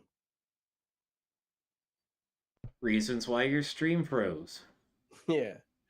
It's because of white culture. Yeah. All right, there. Yeah. Reasons why your stream froze. That's what Travis said. Yeah, fuck yeah. Reasons why your stream froze. Those kids in Asia, they're not pedaling fast enough on their bicycles to run the data farm. We need to get them pedaling faster. Let's get them with some methamphetamines, okay? Dude, you look like the kids in Asia. Look at your fucking eyes, dude. That's because I've been smoking weed since No. the time I know. woke up this morning, dude. That's what happens. mean- The luxury of living on a pot farm. Yeah, dude. I actually made that joke today with my little South Korean princess. Hey, what's up, baby? But I said it to her today. I said, look, my eyes look like yours. I've been smoking. I mean, they really are pretty low. I'm trying to. He can't even open it. I mean, listen here, dude. You ain't my daddy. My I man's have like, naturally squinted What's up, eyes. daddy? When I get high, it looks bad, dude, because I naturally squint. Oh yeah, when you get high, we find you in a neighborhood trying to suck dick for some opium. No, you just catch me stealing at Walmart. Okay, look, this sounds like a funny concept. When whoever gets high, they do what? What about this? Harmon relapsed. What happens next? That one's kind of fucked up though. I don't want to. Yeah, I like the ambiguous term of like everybody, not just specifically you, because maybe when you do, or if you did, sorry, not when you do, but if you did, like that my name is Earl show where he's like going down the list of like, oh, what to do next. Yo, if Freezy white just culture, responds like, fine, Lexi. yeah, that'd be Freezy's relapse. If white people don't have culture, then how do you explain my name is Earl? Hey.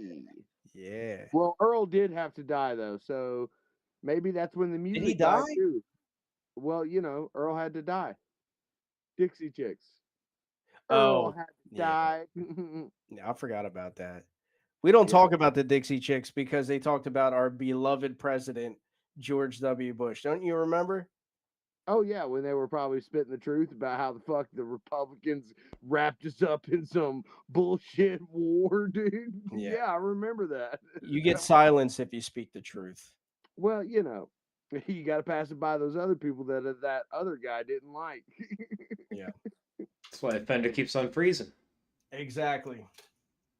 Yeah, that is true. All right, we're about to wrap this joint up. Dude, wrapping up.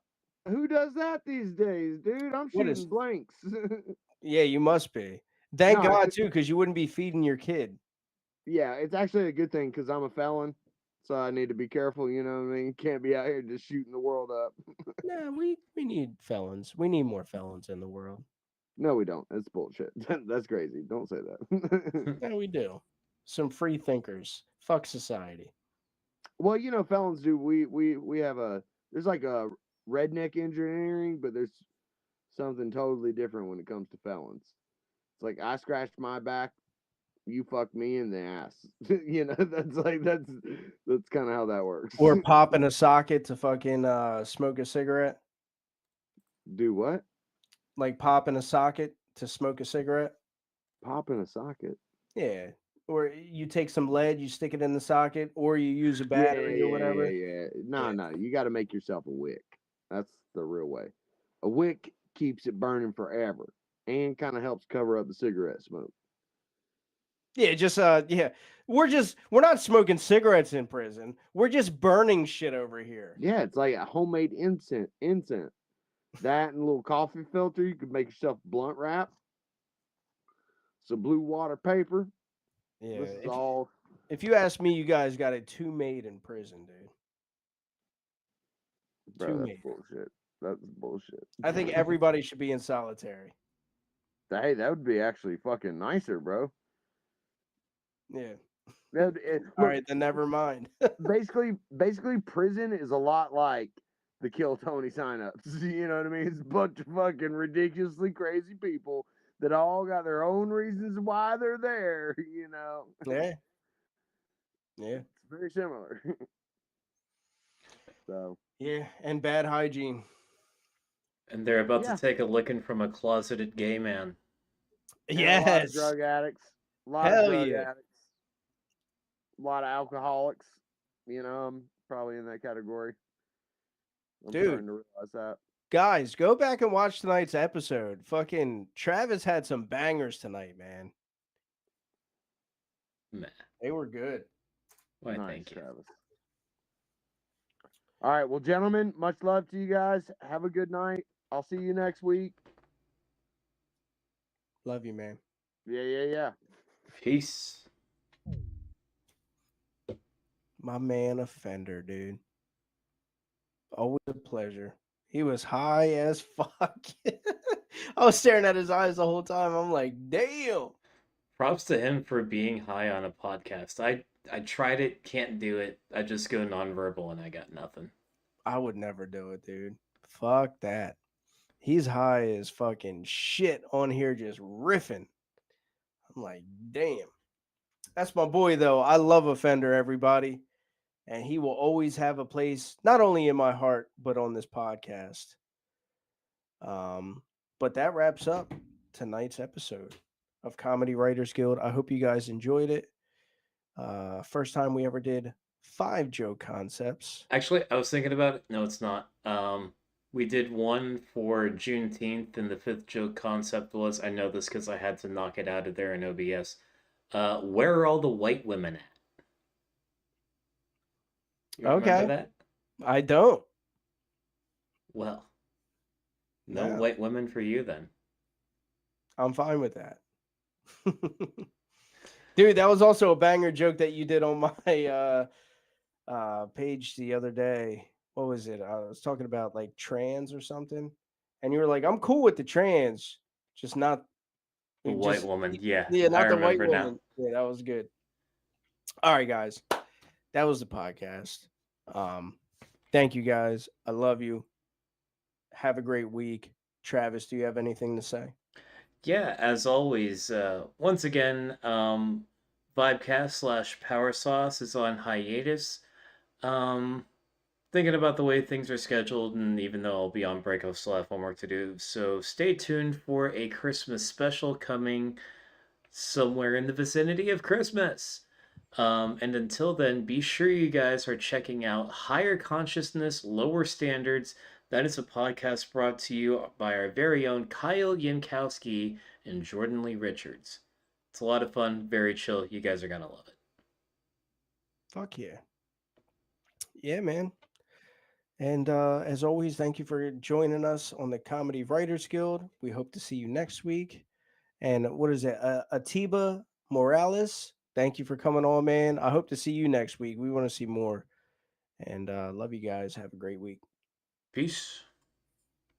Could you call them a bunch of cocksuckers for me? They're all a bunch of cocksuckers, but they did a great job tonight. That's right. I love you. You brother. did a great job. Love you, Joey.